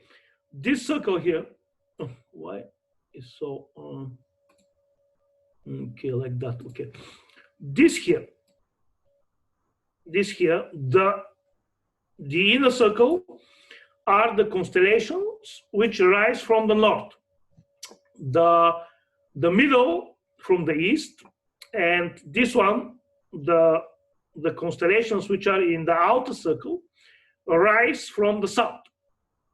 So what I did was something very simple, absolutely stupid, absolutely simple. I just made a computer program which computes, for example, Sipasiana, this is Orion, Orion. And I take Betelgeuse, and I compute when the star arises in this sector from the south. Okay. Then okay, this here, Mashtaba, these are the Gemini, Procyon and Castor, and I compute when these stars will rise from the east. Okay, and then I compare all these 36 stars when they will rise from these places which are on this document, 5,500 BC. So actually, some astrology done, we thought. Actually, this Babylonian asteroid, with the position of the stars as they are here, this is correct for one period of time, like from 6,000 BC until 5,000 BC. For about 1,000 years, because after that, for about 1,000 years, this document is correct astronomically. But you know what? They never computed it. Before me, there was such a bright, famous scholars, Neugebauer, Kugler, and Van der Verden, so many of them, so many. And nobody of them computed this. Why? Why? Because they were prejudiced. They were prejudiced. I read one article about the Babylonian asteroid, by Van der Werden. I think he was from Holland, very, very famous guy in Babylonian astronomy. And actually, I like Van der Werden. He seems to be much more, open-minded. Anyway, Van der Werden wrote an article, and he said, he said in this article, many scholars computed the positions of the stars in the astrolabe for 1000 BC, and they were not correct. Then they computed the positions for 2000 BC, and they were not correct either. So this means that this document is not astronomical. So, Lada, I ask, why did he not go further back in history? Why did he compute only for 1000 BC and for 2000 BC? Because he was prejudiced, because he thought that it is not possible to be before that. Oh yeah, it is possible, and it is true. So there was again another scholar who he wrote an article, I think, about the Pleiades, which are here, Mu. Lala, are you with me? Yes, I just had to go to the restroom. So he was talking about the astrolabe and the position of Mu, and I think he was Israeli. I'm not sure. Okay, anyway, and he wrote, the astrolabe puts the Pleiades in the southern part of the horizon. However, in 1000 BC, the Pleiades were in the central part. Maybe they have been in the southern part before that time. Yes, maybe, but he did not go on this path. He did not continue. He did not compute when the Pleiades were in the southern part. And if he had computed, he would have been shocked, because the Pleiades entered into the southern part somewhere before, I think, 4000 BC, even 4500 BC. Around 4500 BC, somewhere around there, the Pleiades changed paths. From the southern path, they moved to the central path. But he did not compute this. Why? Prejudiced. And not only this, but so Lada, to tell you, they made everything possible short of killing me, not to publish this discovery. For example, it was going to be published in one, like I had a lecture about this in a conference in Sofia in 2008. There was a conference, and it was about Babylonian astronomy, about different things from Babylonian culture. And I read this article, this discovery there. There were famous professors from all over the world, and all these lectures were going to be published as usual, in a volume after the conference.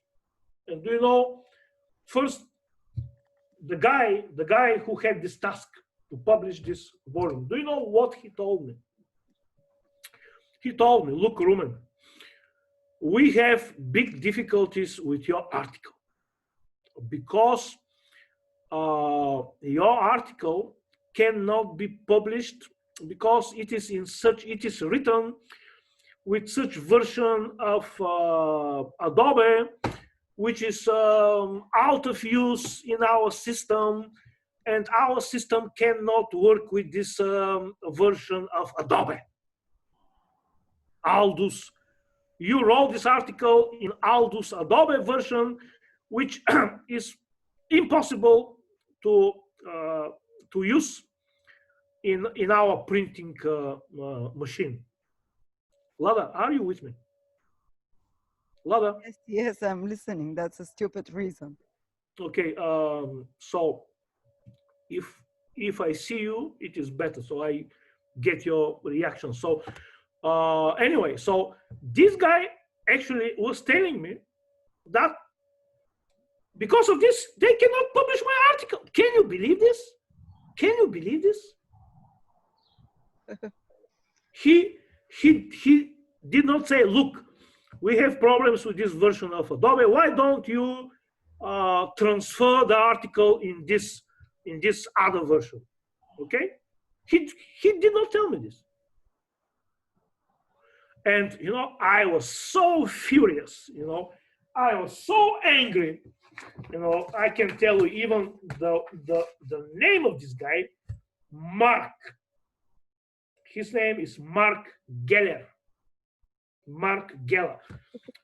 Mars is showing. Mark Geller.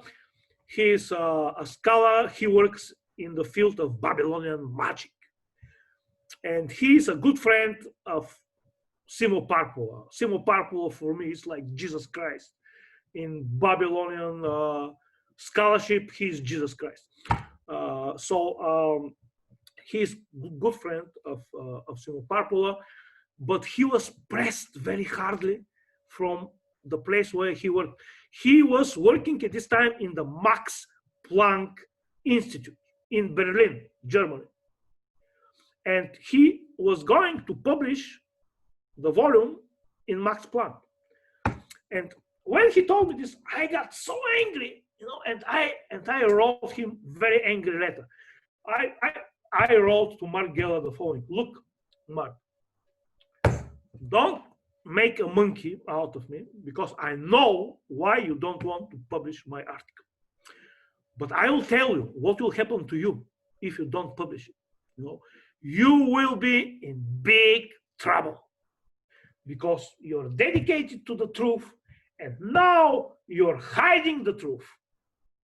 And there will come a day on this earth, or when you die, when you will answer for this, and you will tremble.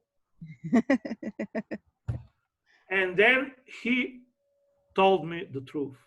In his next email, he told me, look, Rumen, I got so pressured from these guys in Max Planck.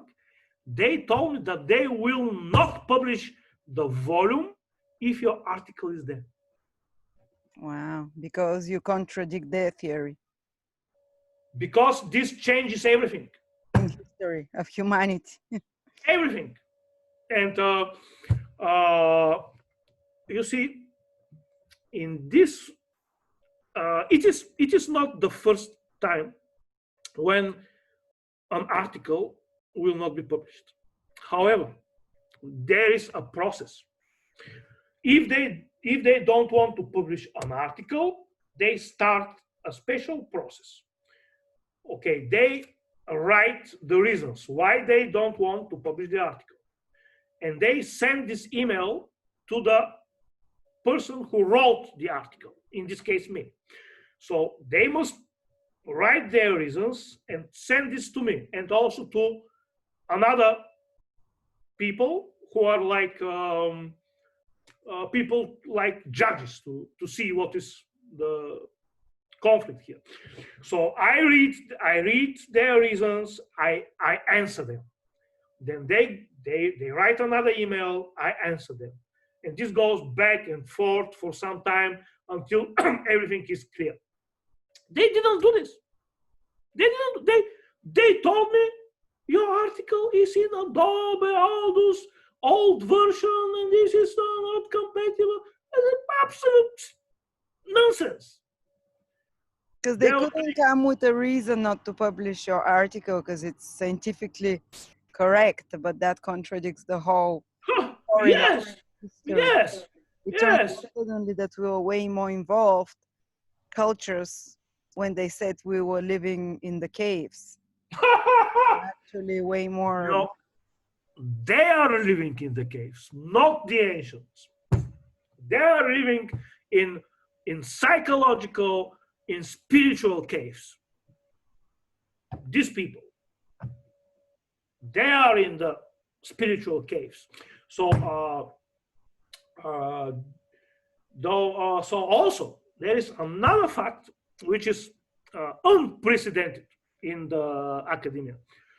When a book is published in the academia, a scholarly book published in the academic press, then normally, immediately or after a maximum period of 1, 2, maximum 3 years, another professor writes a review of the book.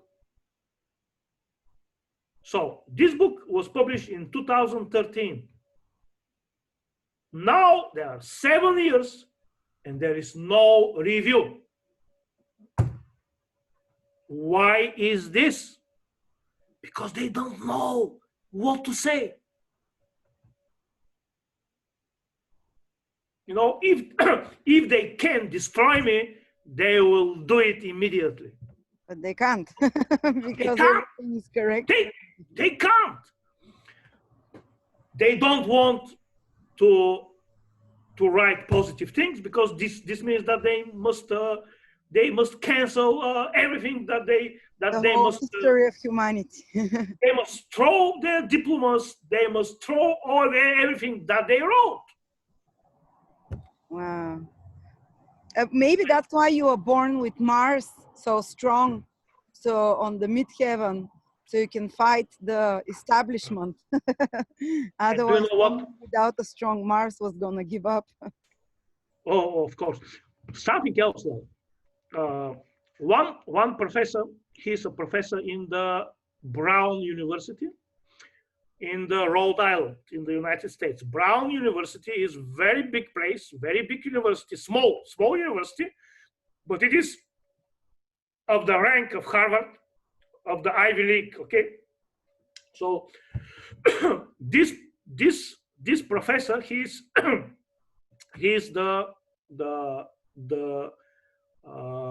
head, I think, in the department of Assyriology and of Egyptian studies, I think.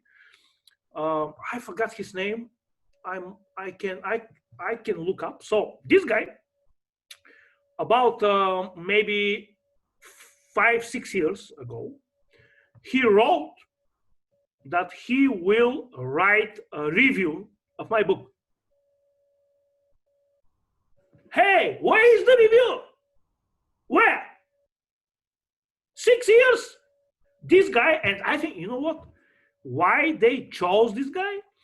Because this guy is good, not only with languages, not only with Akkadian and with Sumerian, but this guy is also a mathematician.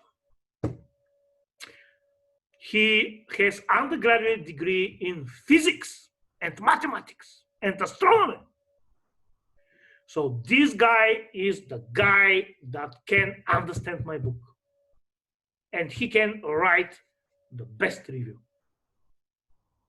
That's why they chose him. But there is no review. There is no review. I'm waiting for him to write the review for 6 years. Nobody writes review. Why? You know why?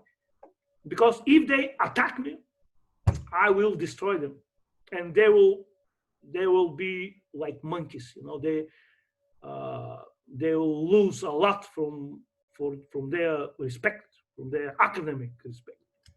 Wow, your Antares is not giving up. It's going to destroy. Well, yeah, of course. Look, if they they cannot attack my my book, because if they could, they would have destroyed me 100 times until now. I would be absolutely finished if they only could, but they can't. Yeah, science, real science. Yeah, look, I'm not actually concerned too much that that there is no review, because the most important thing is that this book is out in the academic press, in the academic stream. This is the most important thing. It is in the libraries of many universities. It is everywhere. It is in the libraries of the universities in the whole world, and students read it, scholars read it. So it is finished. They are finished. It is only a matter of time. I love his passion. People are saying they love your passion. Yeah, right now we have to be our own scientists, and people like Rumen, who are a bit like Renaissance scholars, they learn everything on their own. He wants to create astrology software, he learns how to program. Yeah, he learns ancient Babylonian, Akkadian, ancient Greek, ancient Arabic, Latin, and starts translating straight from the source, going around museums with clay tablets and whatnot. But thank you so much, Rumen. I think I'm quite late there now, and I have to go pick up the baby. Okay, Lada. Let me just make one comment about this. That actually I learned all these things: Greek, Latin, programming. I learned them with teachers. I just find the best one around me. I offer them to take private lessons. I pay generously, and I study like hell. So I'm not self-taught. No, I'm not self-taught. I studied Greek with a teacher, one of the best in Bulgaria. She's a lady, absolutely amazing. She can read manuscripts. She knows the culture. Amazing lady. I studied Latin with another amazing lady. She was absolute genius. She knew Latin so good. Every word, where it comes from, everything. Absolutely shocking. And Arabic I studied also with private teachers. Programming, Visual Basic, Delphi, also I studied with. That's the future. Whatever you're passionate about, people will be going to the best teachers and learning like that. Okay, one last question and we can close because I really have to go.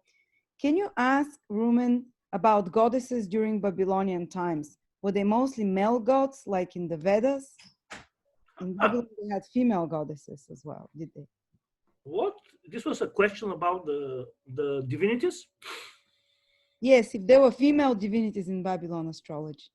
Oh yeah. There are male and female divinities. Look, Lau. This is a great topic because in Sumerian times, which were before Babylon, Sumerian times, it is from 5,500 until 2000. So in these times, actually, in Sumerian times, in these very, very old times, the evidence is that the majority of the divinities were female, actually. Do you know how we know this? Very simple, because from the names of the divinities. For example, Nin Gir Su. Nin Gir Su is a divinity, a male divinity in Babylonian times. Okay, what else? Nin Dub, another male divinity. So there are Nin Gish Zida, another male divinity in Babylonian times. However, the word Nin The word nin means lady. So actually, these divinities were female in Sumerian times because nin means lady in Sumerian. And even how you write nin is like you write one tri triangle and then one mm, dash below, like the female sexual organ. And this you put on a pedestal because this is divinity. You know, this is not a woman. Okay, this is this triangle with this dash there, which is put on one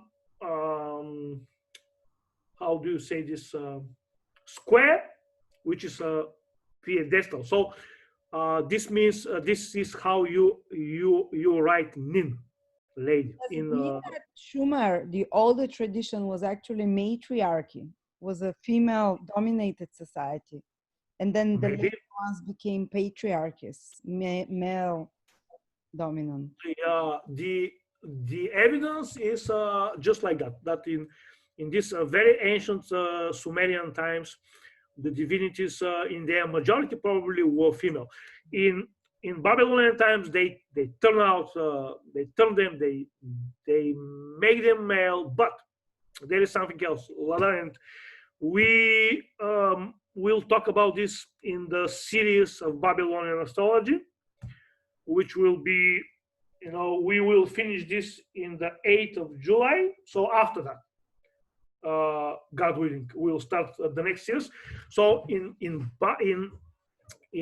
these times, in the around the beginning of the Babylonian times, which is 2000 years BC, then every divinity has two aspects.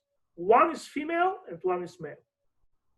Like the moon divinity. The moon divinity is sin. In Babylonian astrology, this divinity, this divinity is male. However, he has a wife. So we have two aspects. Yeah. One is the moon. The moon has a male and a female part. And the same is true for every divinity, for the sun, for Venus. every divinity is like two sections. For example, some people from modern time scholars they say, look, what the hell is this? Like the moon in modern astrology is female, in Babylon it was male. This means that this is not right. Well, this is not so, because the moon has also female aspect, and the Assyrian kings were often portrayed as little babies sucking milk from a cow, which was actually the female aspect of the moon. Mm-hmm. Mm-hmm. So I like this more. Like there is balance. Male and There is balance. Thank you so much, Rumen. You gave us so much. It's 1 o'clock there, 1:20 in the morning. And thank you everyone for participating, for taking time from your Wednesdays. And I look forward to see you again on the 10th. If you can catch it live, you'll receive the recording within 48 hours. I'll send everyone the recording of this webinar. And plus I'll wait for Rumen to send me all the slides that you showed today, plus that chart of the stars at a few different geographic longitudes. So you can check around your birthday, maybe 10, 12 days before and after, which star rose, which star was heliacally rising. And maybe you can read online a bit for it, because it will mean the star is very important for you in your life, especially around the 27th or 54th year, this star can kind of create a big impact in your life. And I look forward to dive into the heliacal phases of each planet next week. We're starting, not now, in 2 weeks, we're starting with Venus and Mercury. And I'll also send you a link for anyone who wants the Babylonian astrology program, the Placidus, which Rumen has created and is offering it for a big discount for everyone. And he helps you install it. He leads you through the steps. He can gives you a manual, maybe how to use it. I'm not sure, because it is quite complex program. And you learn how to use it here as well during those classes. And we'll start diving into natal horoscopes from next time and how the planets Heliacal work. Fuck, sorry. So thank you so much, Rumen. It's been fascinating. Go have some rest, and I'm gonna give people your email also to send you their birth charts, because some of them already have their birth charts. I've done them from previous webinars for them, and some don't. So people will send you probably charts to generate, because my laptop broke and I don't have the Placidus software anymore on the Yeah, I'll just ask if somebody sends me email. Let's the on the caption put a chart. Chart. So I just can quickly okay. make a distinction. Okay. If they send them to me, I'll forward them with the name chart. Super. Okay, then I wish good luck, Lada, to you and to everybody who is watching this video, and a lot of happiness. Thank you. Thank you, everyone. Amazing teacher we have here, amazing community. Have a great week ahead. Bye.